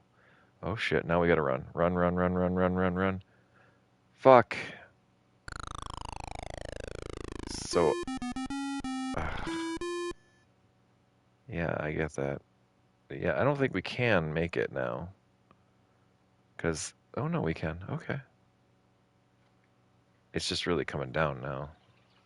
This is crazy. This is such a bizarre game. Come on, Headbanger. Let's do this. You can do this. Okay, here we go. So I think if I wanted to stop... Oh, shit. I gotta, like, hit it with my head, right? Like this? Okay, there we go. There's only a certain amount of pain that I can take. Apparently that's just too much. Damn it. Okay. Yes. Oh.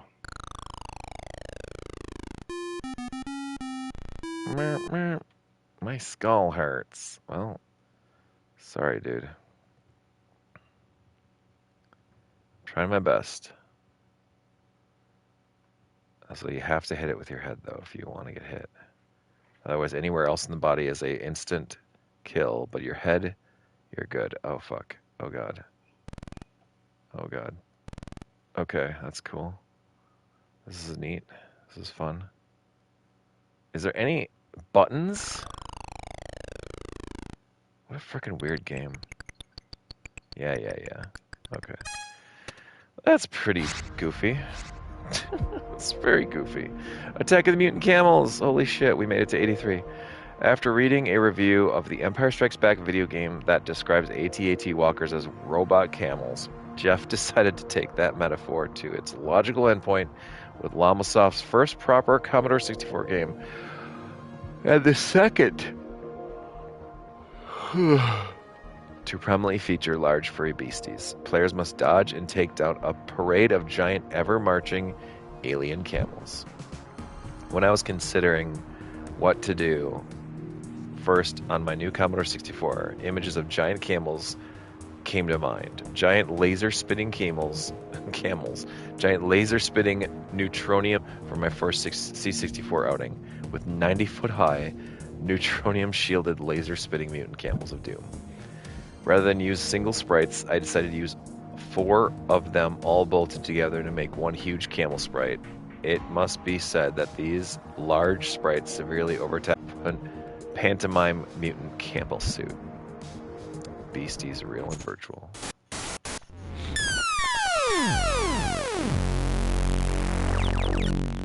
I like living in the countryside.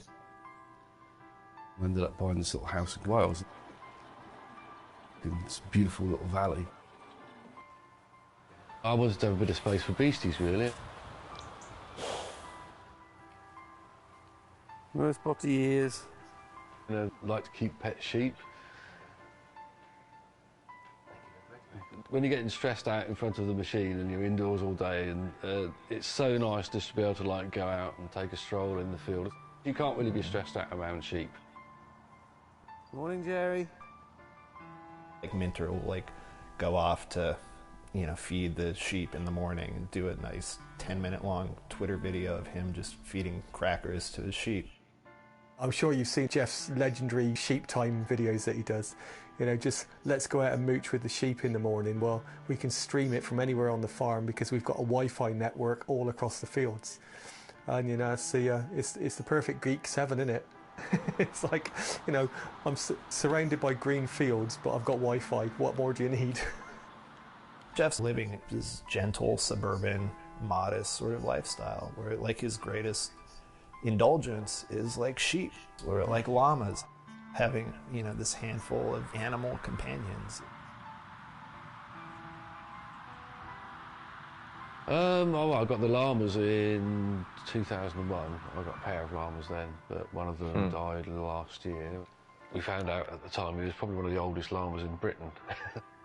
He was like 25 years old, which is an extremely good age for a llama. The whole llama thing came about basically because my parents had one of these Time Life books about South America and it had a nice illustration of a llama in it. I like the look of the llama. It's like an interesting beastie. I used to reference it in some of my early work. When I was thinking of a name for the software company, I'd written a little program on the VIC-20 which effectively let me draw on a little square of characters. I could draw like a little high-res design. I drew this little llama in there. And I wrote underneath it Llamasoft with 3 exclamation marks after it. That's what I'm going to call my software company. It's going to be called Llamasoft.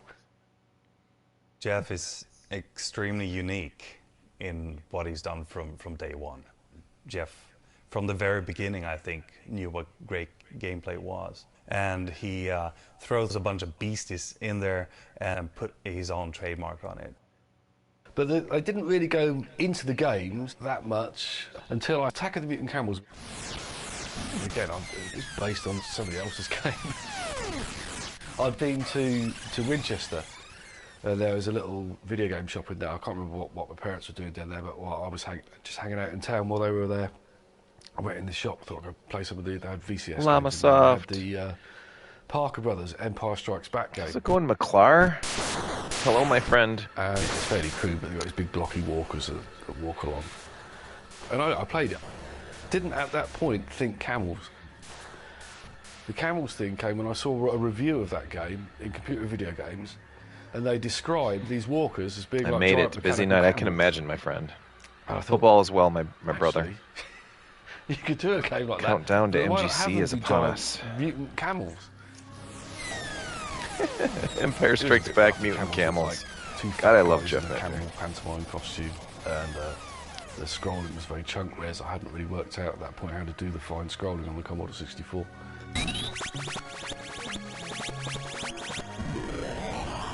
That sort of set the direction. Things kind of went from there, really. That was what Llamasoft was going to be. Whoa. We were going to be the people who did these games with these weird animals in.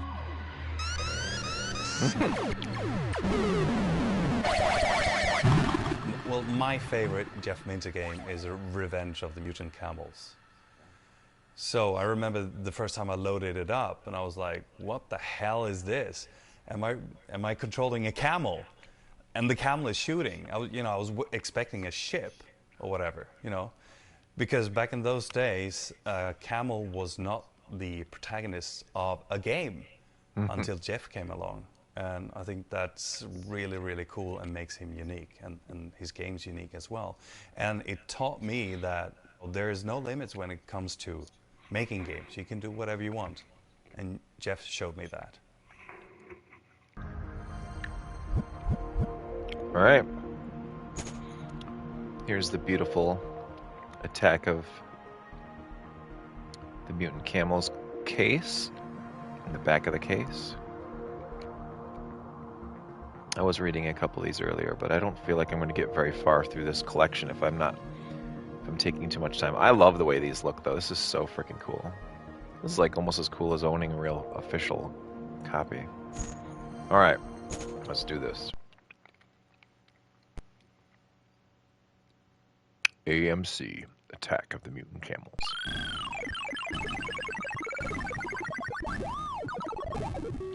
Whoa, whoa, whoa.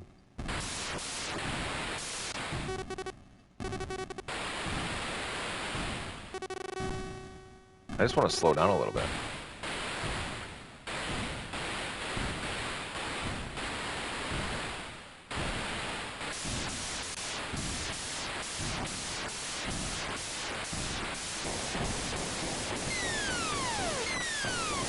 Whoa. Uh-oh.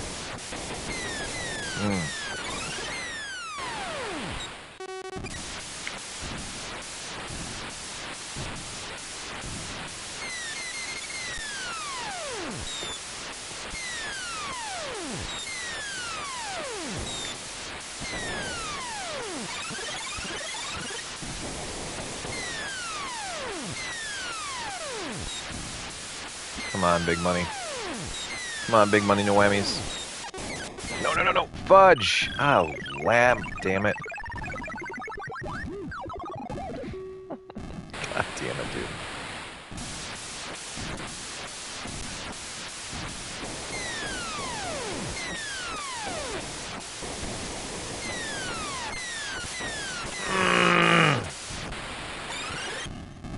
Dang it.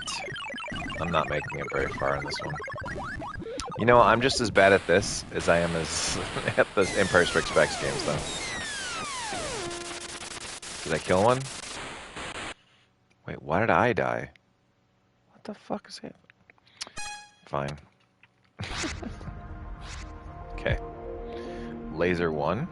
Commodore 64 was a shiny and new, but it hadn't sold many units yet, so Llamasoft attention was still focused on the VIC-20 market, Jeff soon released another game that would be finally remembered, called Laser Zone. It was a straightforward shooter with a clever twist. The player controlled ships on the bottom and side of the screen, and it handled enemies from both directions. Oy, oy, oy. So there's a VIC-20 version, a C64 version, and there's the ad for it. Okay. Well, let's check out the VIC-20 version. See how that one plays. Well, this looks awesome. These are great ideas for games that we should put on our consoles and computers when we do events and stuff. McClar. What? What? Oh my gosh.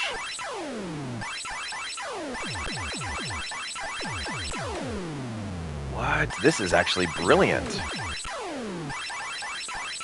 Llamasoft really pushes the limits of the VIC-20. Yeah, it does. Oh, fudge. How am I going to dodge that? I can't. Dang it.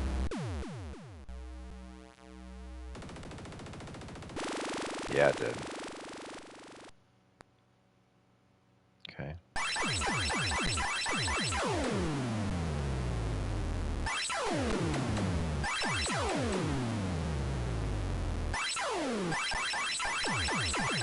We can load these on real hardware and we have the means, my friend.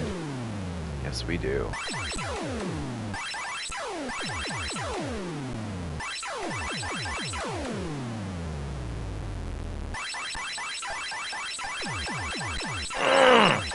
Oh, nuts. How do I do this? I can't save me, can I? Oh, but I can do that. Okay. Okay, I don't know. Oh my gosh, that's not good. Oh no. Oh no, what do I... Oh, fuck. Okay. Yes. Let's try the Commodore 64 version. Beautiful. Beautiful. Oh, whoa. Whoa, whoa, whoa, whoa, whoa, whoa, whoa. Okay. I mean, it's smoother. I get that. But I actually think I prefer the look of the VIC-20 version.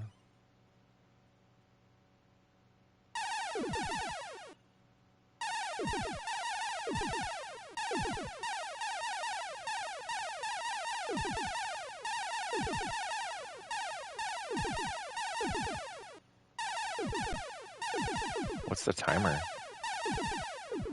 He asks. You prick.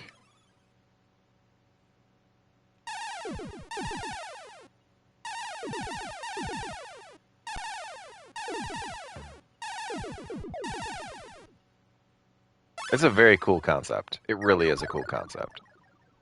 And I love the I love Commodore 64 music. That's one of the best sound chips ever. Oh my god, that's a lot. Oh shit, we're in trouble. How? What do they expect us to be able to do here? You can't get these fucking things. Oh, what do you... Oh, fuck that. Okay. Cool game. Hard as hell, though. 49 Mount Pleasant. Oh, for well over a decade. The business office of Llamasoft was in Jeff's parents' home in Tadley. It was not uncommon to see boxes and boxes of games and the cassette tape overflow into their living room space. Eventually, they had to put an extension on the house that served as an official Llamasoft laboratory. Okay. Matrix Grid Runner 2. In March of '83, Jeff took his first trip to the U.S. to visit Hessware offices in Brisbane, California, just south of San Francisco. Learning how well Grid Runner was performing in the U.S., he quickly devised a sequel called Matrix, which added several new features to make the Grid Runner's formula even more challenging. Great. So there's a VIC-20 version and that 660 version. While Hessware wasn't interested in publishing Jeff's game about massive marauding camels, it loved the game's title so much so that it renamed Matrix... What? Matrix Grid Runner 2 to Attack of the Mutant Camels for its US release. There's no end to confusion. This causes no end of confusion. Yeah. Not much more than a year previously, I'd failed out of university. And for a while, I hadn't known what the hell I was supposed to do next, and just felt like a complete failure. And yet, here was my arse on a plane flying to California with a GNT in my hand, apparently in demand, and on course for a career in something which didn't even exist during the time that I was passing through the educational system. Okay, so we got Matrix, Grid Runner 2, and Matrix on the C64. Let's try the VIC-20 version, of course, first. I'm curious, though, because some of these VIC-20 games are actually... Oh, so this is Matrix. This is Grid Runner 2, okay. Well, it looks just like the original Grid Runner. It definitely plays very similar. Got you. Yeah, this is impressive. I know I have a copy of Grid Runner somewhere on the VIC-20. The cart, I think it's with my Atari games. So, McClar, next time I find that, I'm going to have to get that to you so you have it for the VIC-20. I'm really liking Grid Runner. Like, I never really truly appreciated it until literally today. I know I've played it once or twice before, but man, this is way cooler than even I remembered it. Oh, shit. Oh. Got you, fool.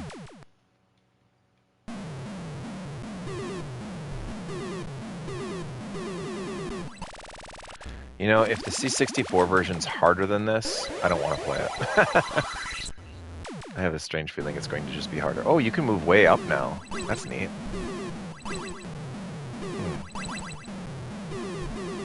So that's something that's a little different in this version of Grid Runner. Grid Runner Deuce.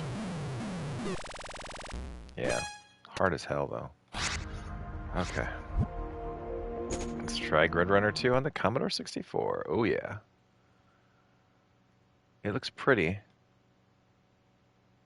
Press fire to start. Okay, what's fire? Oh, rewind. Huh. Okay. Okay, I'm trying literally every button. Select. Oh, okay, duh. Okay. Yeah, the sound effects on C64 are so amazing.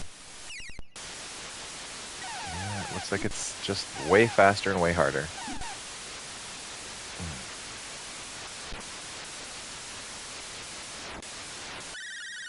What? No way. What? No way. Okay, so you can move all the way up to the front. You can't go all the way to the top though, but pretty damn close. It's a little frantic with the movement. Oh shit.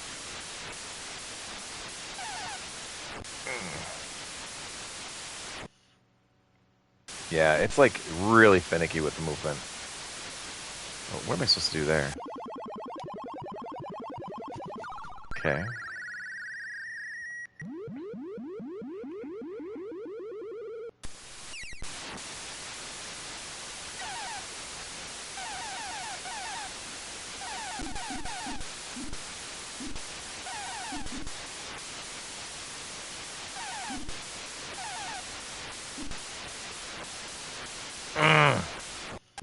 Yeah, I got it. The mystery bonus 3. What's that dude? Seriously, what is that dude? What? Alright, that's enough of that. That's enough of that crap. The Atari 8-bit, next to Commodore and Sinclair, the other major player in the growing 80s British computer market was Atari, which had a line of 8-bit computers like the 400 and the 800.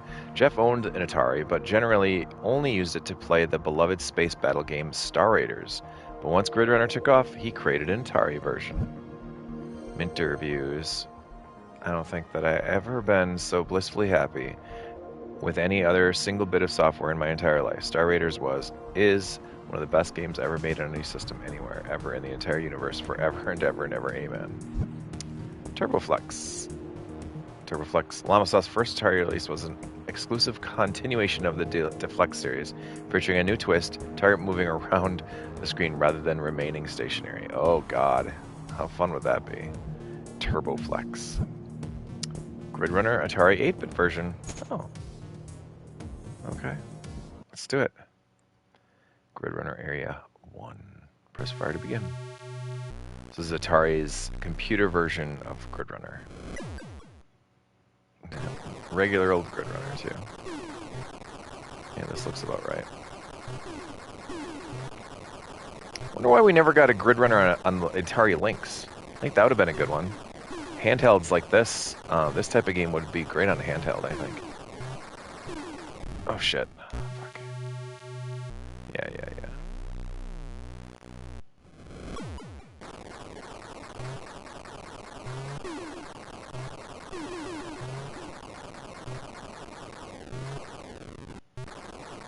Ah, sugar. Oh my god, I cannot keep up with this pace. Come on, dude. Damn it, dude, seriously? What a crazy frickin' game.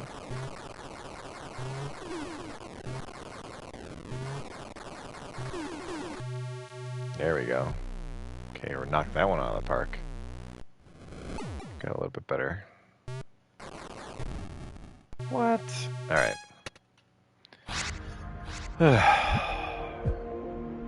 Birmingham, 1983. From April 28th through the 30th in 83, over 16,000 visitors flocked to the city of Birmingham for the first Midland Computer Fair, where all manner of companies in the computer business had set up booths. Llamasoft was in attendance with a variety of games for several platforms for sale at the show. Cool. Hover Bobber. While in Birmingham for the Midland Computer Fair, Jeff and his father lodged at a farmhouse bed and breakfast surrounded by immaculately maintained gardens. This gave them the idea for Hover Bobber, a game about clipping the grass with a borrowed, well, technically stolen lawnmower. Notable and quotable. What's the name? As opposed to an old-style cylinder lawnmower, rotary mower's blades hover off the ground. One maker of conventional mowers adopted the tagline, "A lot less bother than a hover." Bother was British slang for bother, hence the title Hover Bobber. Hover Bobber Atari 8-bit version. The Atari version of Hover Bobber was released in 83, 84 I mean. Alright, we got Hover Bobber here. Music arranged by James Lindsay. By Jeff Minter. What's up, Ralph Impossible? How you doing, friend? Yeah, we get to do some Hover Bobber.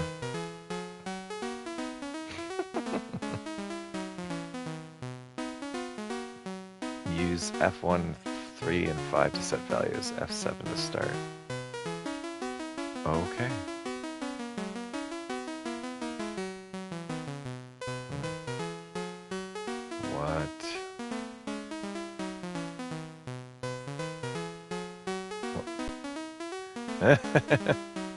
Jim's mower. So is this like a... What is this game?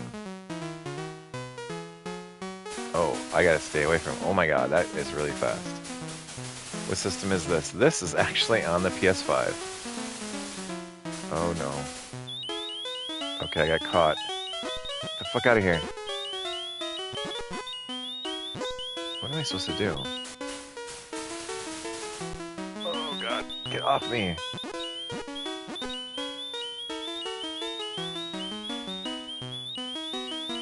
Oh, no. Rover, kill. Go on, boy. Seize, kill. What the fuck am I supposed to do? Oh, Jeff. Dude, no. Bad.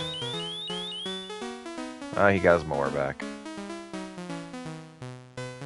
This is actually a PS... This game right here is from the classic Commodore 64 version, I think. Is this the Commodore 64? Yeah, this is the C64 version. Let's steal that mower. Let's do some more mowing. I love the animation of him moving. Oh, God. Okay.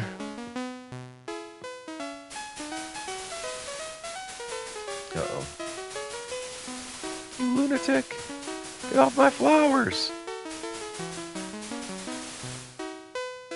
Dude. Go, go, go! Oh my god, no, no, no!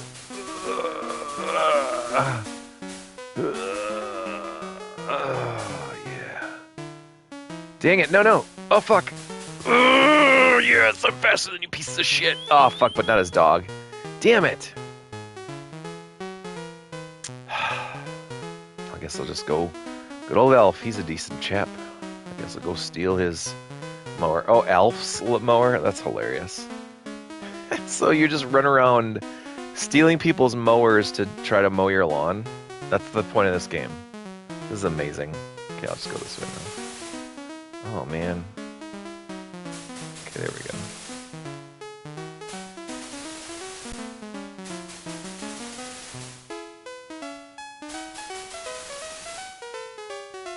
Oh, but I'm ruining the flowers as it's going on. Okay. Oh, shit, he's across now. Oh, fuck. Okay, good. Get off my flowers, you lunatic. Yeah, you can suck my nuts, you bitches. Now you can wait for me to mow all of these flowers. Oh, shoot.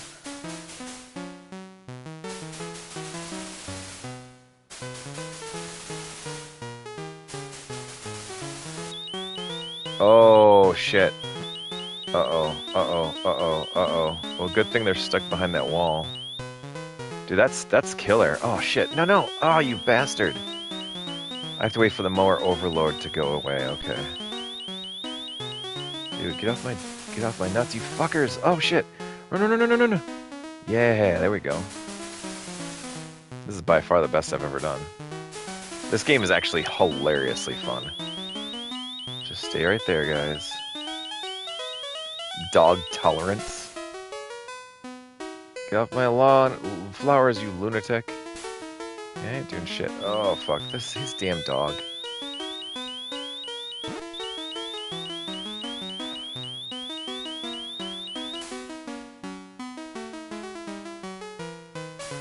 Oh, shit.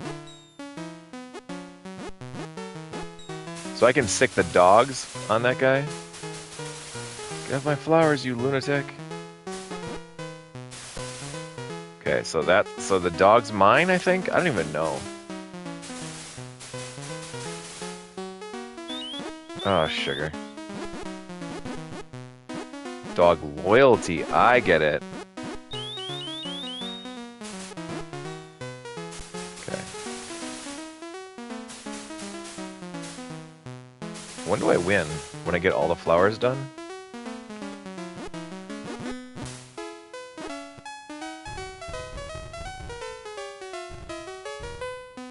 When do I win?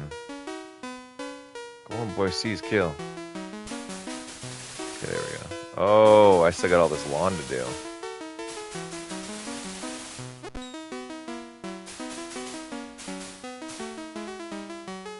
Elf's mower. This game is amazing.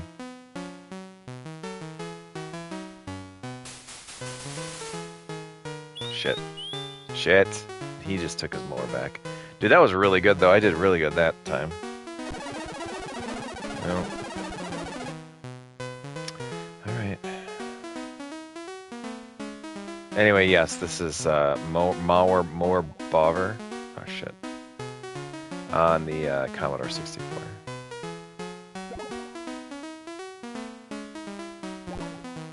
Probably one of the better games I've played so far on this collection. Hopper Bobber. Mower Bover. Commodore's Computer Show, June 83. Llamasoft's booth at the Commodore Computer Show was just a few months after the Midline Computer Fair. Key difference that can be seen in this booth is that Matrix Grid Runner 2 is now available for both the VIC-20 and the Commodore 64. Meta Llamas.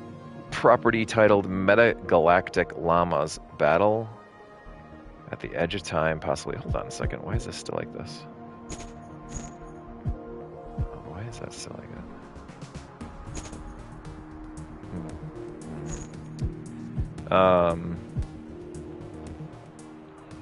Property titled blah blah blah blah blah. The twist that you could not often need to reflect your shots off a force field to hit your targets. Meta Llama 64, Meta Llama's ad, Meta unreleased sequel. Oh, interesting. Meta Galactic Llamas 2. Let's take a peek at Meta Llamas. That's amazing. On the VIC-20. This is weird because I've actually enjoyed the VIC-20 versions quite a bit. And sometimes they're better than the C64 ones. At level 1, Llamas. Okay. Oh my goodness. What is this? Oh shit. What do I do?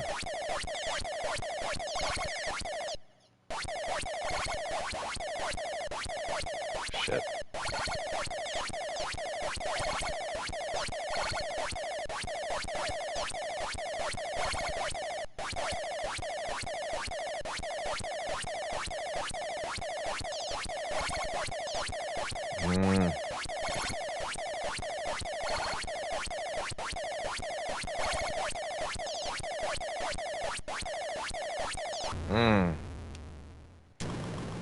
Okay. How am I still on level 1? These games are just so bizarre.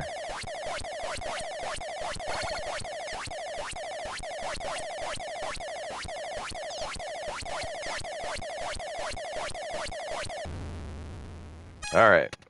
Metal zombies. Metal llama zombies. Let's try the 664. Ooh. This is quite a bit more advanced. Meta-galactic llamas. Oh yeah. Stand by your llama, player one. Oh my god, yeah, this is way incredibly nice. Oh yeah, baby. This is a very nice game.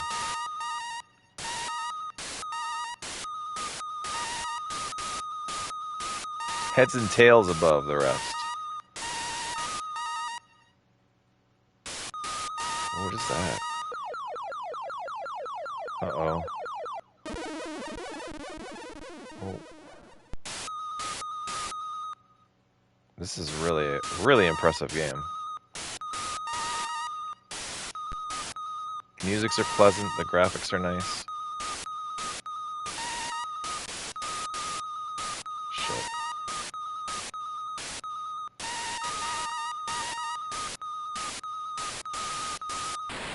Dang it.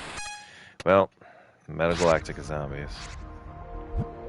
Llamas, I mean. PCW show, September 1983. Jeff launched Hover Bobber at the Personal Computer World Show in London in September 83, complete with a Flymo brand hover mower attached to the wall of the booth. That's amazing. Llamasoft's lineup, a full-color advertisement. Have a good night. Good night, Ralphie. Thank you for stopping by and watching me do some lawn mowing with llamas. A full-color advertisement that began running in December of '83 featured illustrations for each of the games in Llamasoft's growing library of bestsellers. Very cool. Attack the Mutant Camels, Laser Zone, Hover Bobber, Matrix, Metagalactic Llamas, Battle at the Edge of Time, Abductor, Grid Runner, Revenge of the Mutant Camels. Revenge of the Mutant Camel, that's amazing.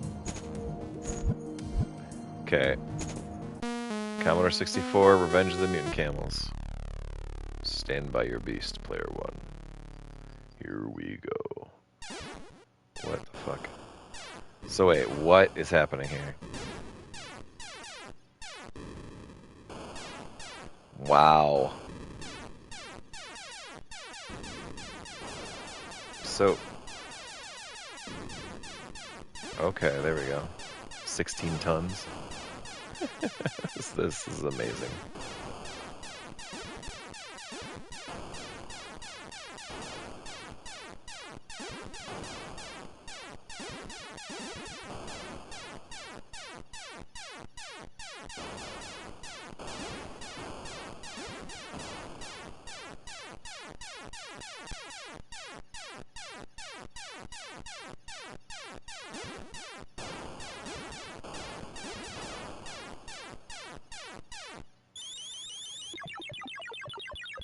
Neutronium status. What is this? Why are there cats and dogs? Oh my god. This is like a fever dream, man.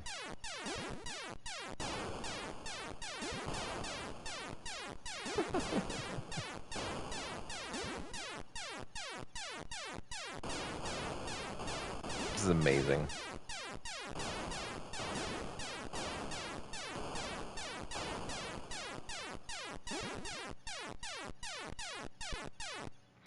Okay.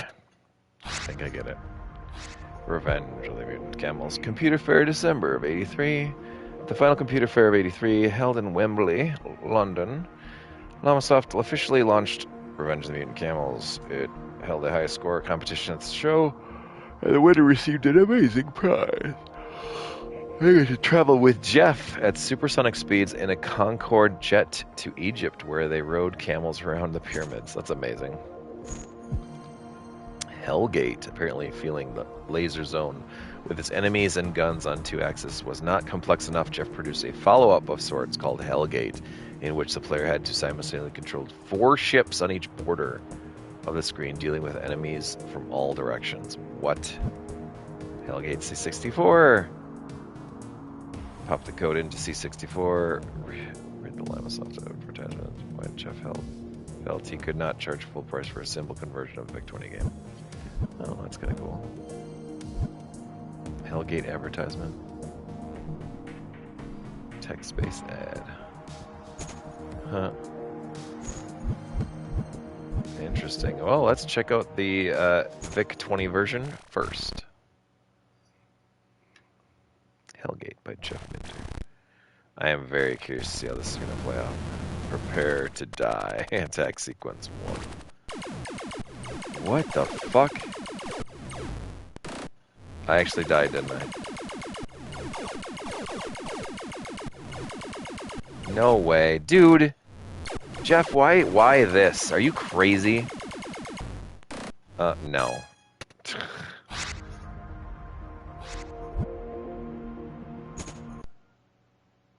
Wow. What are you thinking, man? Yeah, I'm prepared. I'm already ready to die.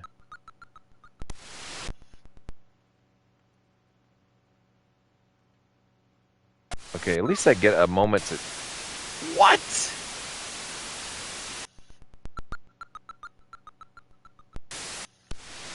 At least I have a moment to prepare to see what the frick of this level is supposed to look like. Dude, fuck this. Jeff, you're insane. Just completely insane. Hellgate is awful. Hard as shit. Yeah, hottest games in town from Llamasoft. Yeah, Hellgate's really great. LAT show in Heathrow. Sheeps in Space, yet another animal takes interstellar flight and sheep in space developed. For the C64, both the top and bottom of the screen have their own landscapes and gravitational fields. And the player must navigate. If Hellgate is very bad, the player must navigate the shifting shreds, speeds and forces, whilst keeping their sheepy well fed. Sheep in space, that's impressive. That's good. Sheep in space. Birmingham 84, Sheep in Space ads, design documents. Oh, that's pretty cool.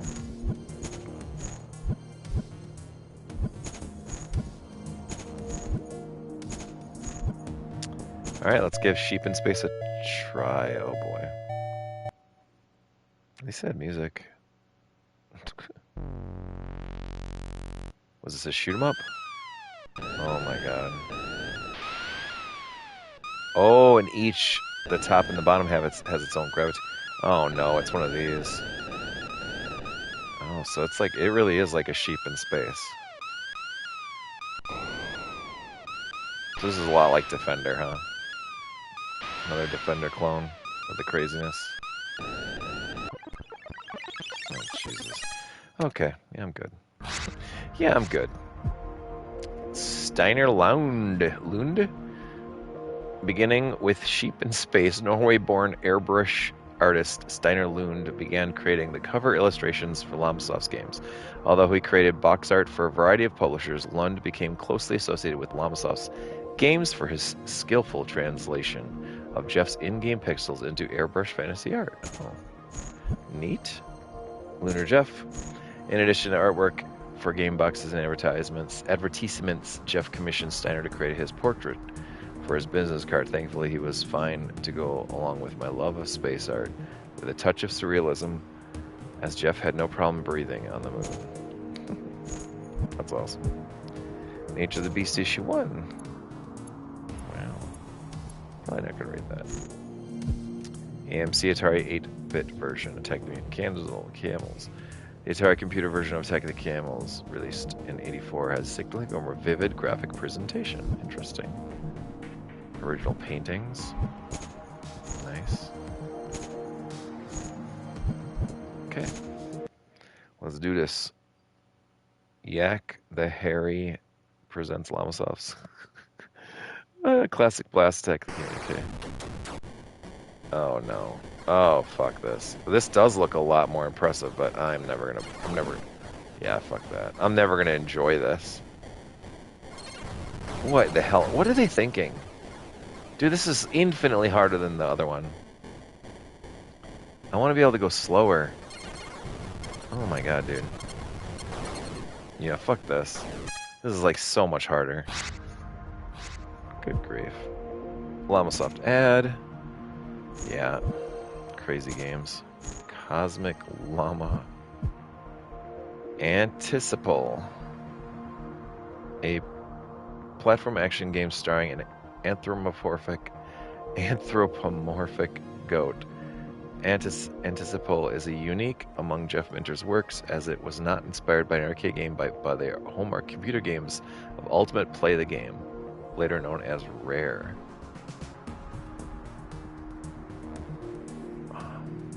Rather than a series of levels, Anticipal takes place in a large non-linear maze of individual screens. Wow, that looks crazy. It actually looks really crazy. Okay, let's give it a shot. What the fuck? Whoa, what am I even doing here?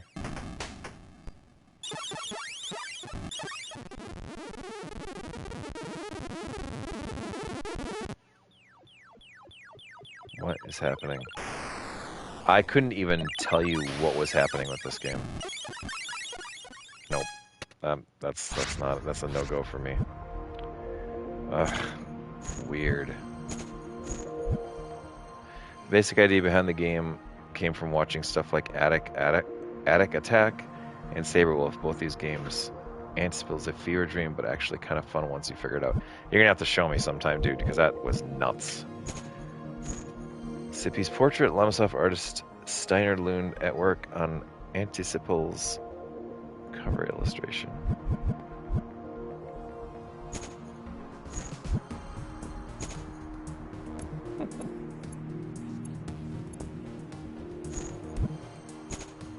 You are the first. Congratulations. The flashing is too much for us to deploy. It shows photosensitive epilepsy and all that. Oh, okay, gotcha. Yeah, there are a few games that definitely have that. The end of Hessware, although it was one of the larger producers of computer games in the US, Hessware couldn't make the numbers add up and went bankrupt in '84. Suddenly, one of Llamasoft's primary sources of income shrunk to zero, as it no longer had the backing of a publisher that could convert its inexpensive cassette tapes games to more expensive cartridges preferred overseas. Jeff's design philosophy. Oh, brother.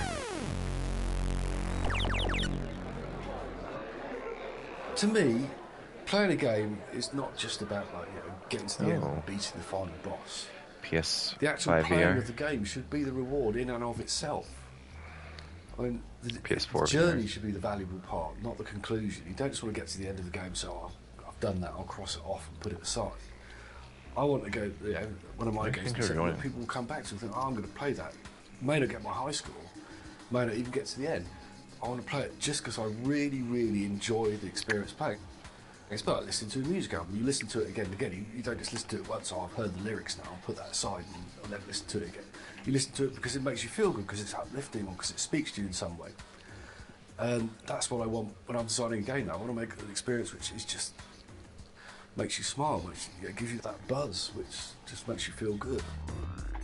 He clearly loved games and came from a place of, Atari and classic coin-ops, and when you think about game developers that learn their craft by riffing on their favorite arcade games at the time, I think Jeff is very much of that school. Like a lot of the games that he was like, well, let me what happens if you did asteroids or Missile Command or whatever, but like it was sheep and llamas and goats instead of those things, and that's how he made it his own. One of the things that fascinates me about some of the early games, because they were very constrained by hardware limitations, you could often only have a very small set of rules, but with the very best games, out of that small set of rules, you could get a lot of complex behaviours emerging. I mean, but essentially it's all a feedback loop though, isn't it? It's all about like you doing something and the game feeding something back to you. So basically what you're doing when you're creating a game is you're fine-tuning that feedback loop. You're defining what it is, you're defining what the stimulus and response is going to be, and you try and make that satisfying for the player. And that could apply to any game, I think. That essentially that is the core of what's happening. So what I'm doing when I'm trying to make a game, I'm trying to make you feel a particular way. I'm trying to make you feel that way by tuning this loop until it feels really good. There's a point where for me it clicks and it starts to feel nice, and when I feel that, then that's the direction I go in. Balancing and refining that feedback loop and making it feel good is the essence of game design, really. What story you stick on top of that is up to you. For me, game design isn't something that you like start out doing and you don't write down the whole design on a piece of paper and submit it to people as a pitch and then go off and hire programmers and make it. It's something that you make as you go along, and it's fine-tuned as you move in different directions. You feel the direction it needs to go in. But it's all about this feedback loop. That's the core of it. So the first things I do when I make it a game is implement the player and give them a little bit of a world to move around in and implement what they're going to do, be that shooting or jumping or whatever, and play with that and fine-tune that and get the feel for that. And as you do that, then often other little things will suggest themselves and you kind of can build on it and add more stuff to it.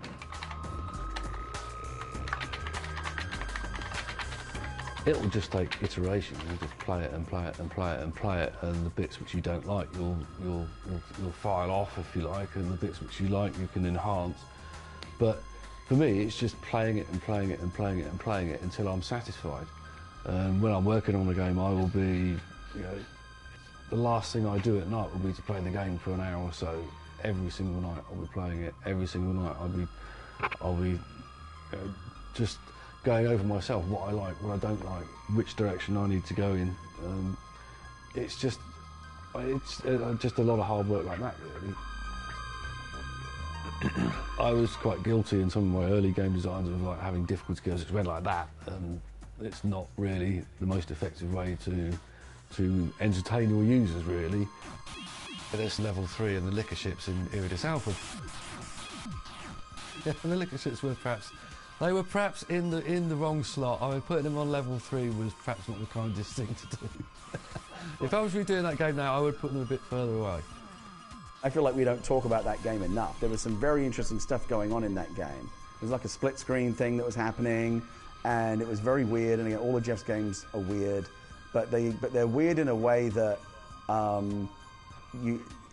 they're almost kind of challenging you to like understand them. Like it's not clear what you're supposed to be doing, but the genius of them is like, if you just give it 5 minutes, give it 10 minutes, and it'll click, and you go, oh, now I get it. I learned something about difficulty. Firstly, I've always been learning about difficulty. It's very important to allow people some levels of grace to find their way in before you start turning the screws. And then even when you do turn the screws and you've made somebody stagger through a level and they've maybe got like 1 life left, it can be nice to have a level that plateaus a bit or even goes down a bit and gives them a chance to recover and get a few lives back. So the early levels of my games now tend to be a lot less door slammy than they used to be back in the day. Certainly no level 3 liquor ships.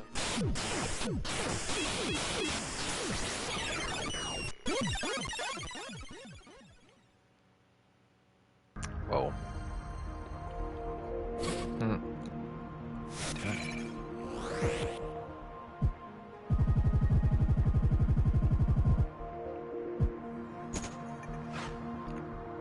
So what?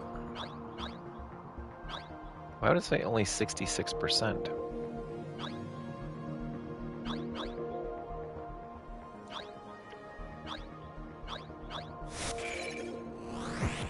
Well, It's 11 o'clock.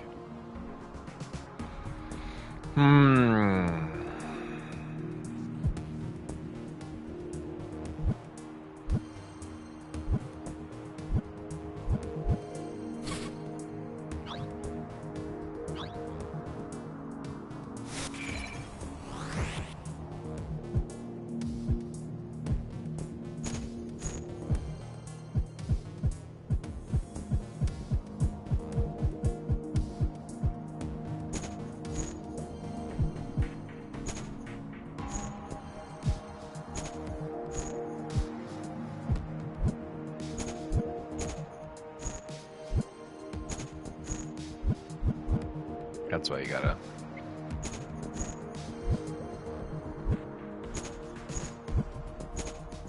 You gotta open every single one of these to get credit for it. I get it now.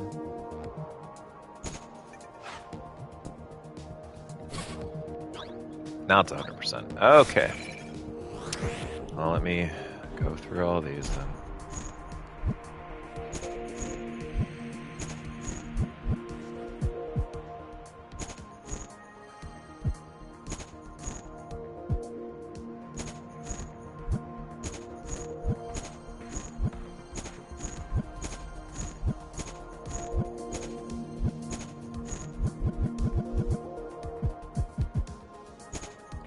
We're really trying to 100% this, aren't we?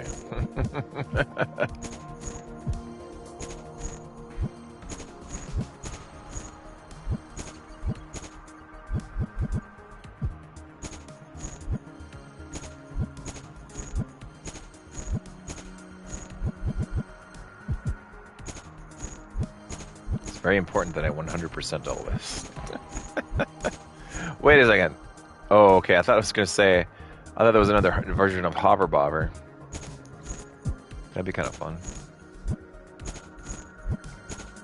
I liked Hover Bobber. I like Grid Runner, of course. Grid Runner is very fun. I don't know about Attack of the Mutant Camels, though. Actually, I'm pretty positive I dislike Attack of the Human Camels.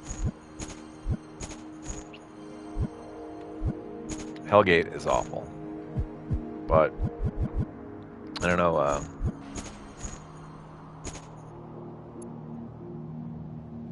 don't shoot the goats.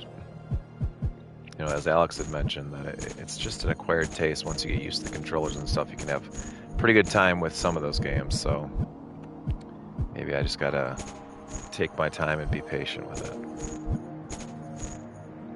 it. It's true. It does look amazing. Okay, now does that count? Are we 100%? Yeah, we are. Okay, there we go. So we got Chapter 3 and Chapter 4. I think I'm going to call it tonight. We can jump back into this either this Tuesday or this Thursday or next Tuesday. And get through to the end. But we could try tonight. We could try something. Grid Runner Remastered. We'll give this a shot tonight.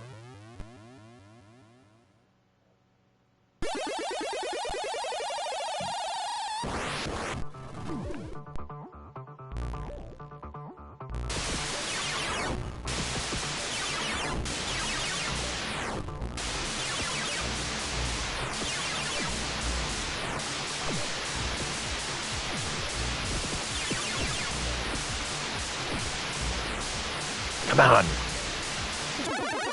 Got it. If you remember in Atari 50, there's the Vector Sector game. This is not all that different from it. The idea of Grid Runner Remastered. I love these ideas, these remastered games. It all started with that Pac-Man Tournament Edition. That's one of my favorite games ever. Ah, fuck.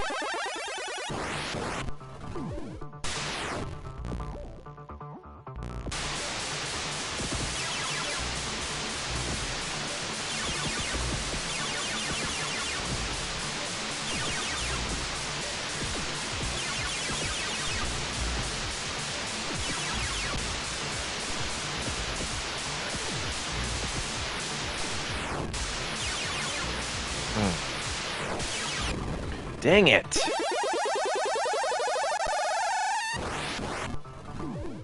Seriously, McClar, I had actually... There's another game that this group of... This Digital Eclipse, they did a documentary-style video game for Karateka, too. Or Karateka. With a remastered version of Karateka on it, too. I guess it's supposed to be really cool. It was only like $20 or $19.99 or something like that. And I went and downloaded it, or I went to buy it, and it won't let me download it, though, weirdly, on my PlayStation. So I'm, like, waiting for that. To figure out what exactly is going on with their servers or whatever. Dang it. Yeah, I'm actually really stoked to play that one, too, so... I'll buy any of these Digital Eclipse games. Because that's super cool. I love the idea of a video game as a documentary. A playable documentary. Oh my god.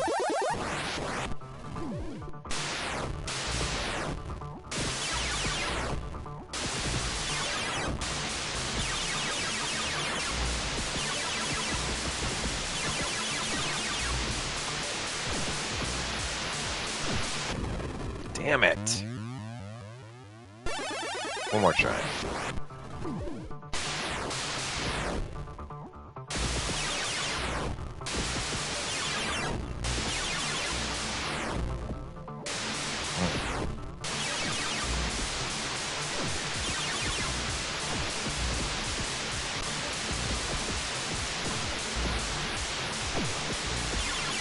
Jesus Christ. Oh, god damn it, dude. Cheese and rice.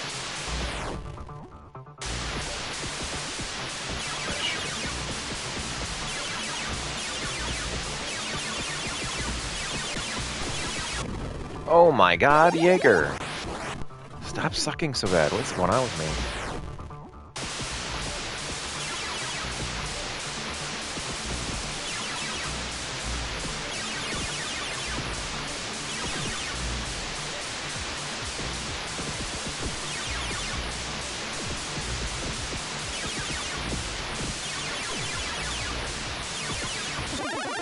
Nice.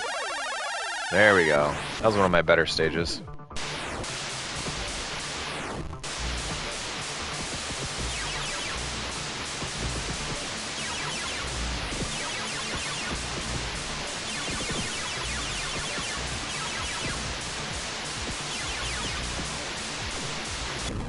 Dang it.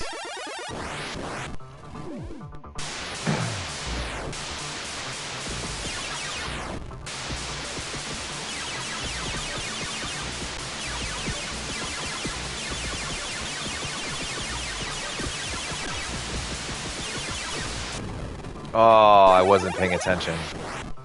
Dang it, I was doing really good on that round, too.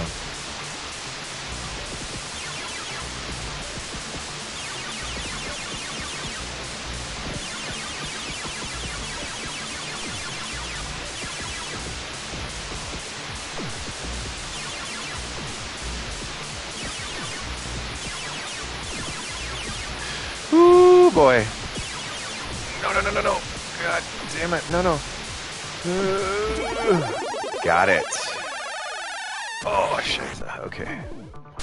I'm assuming this is going to get crazy now.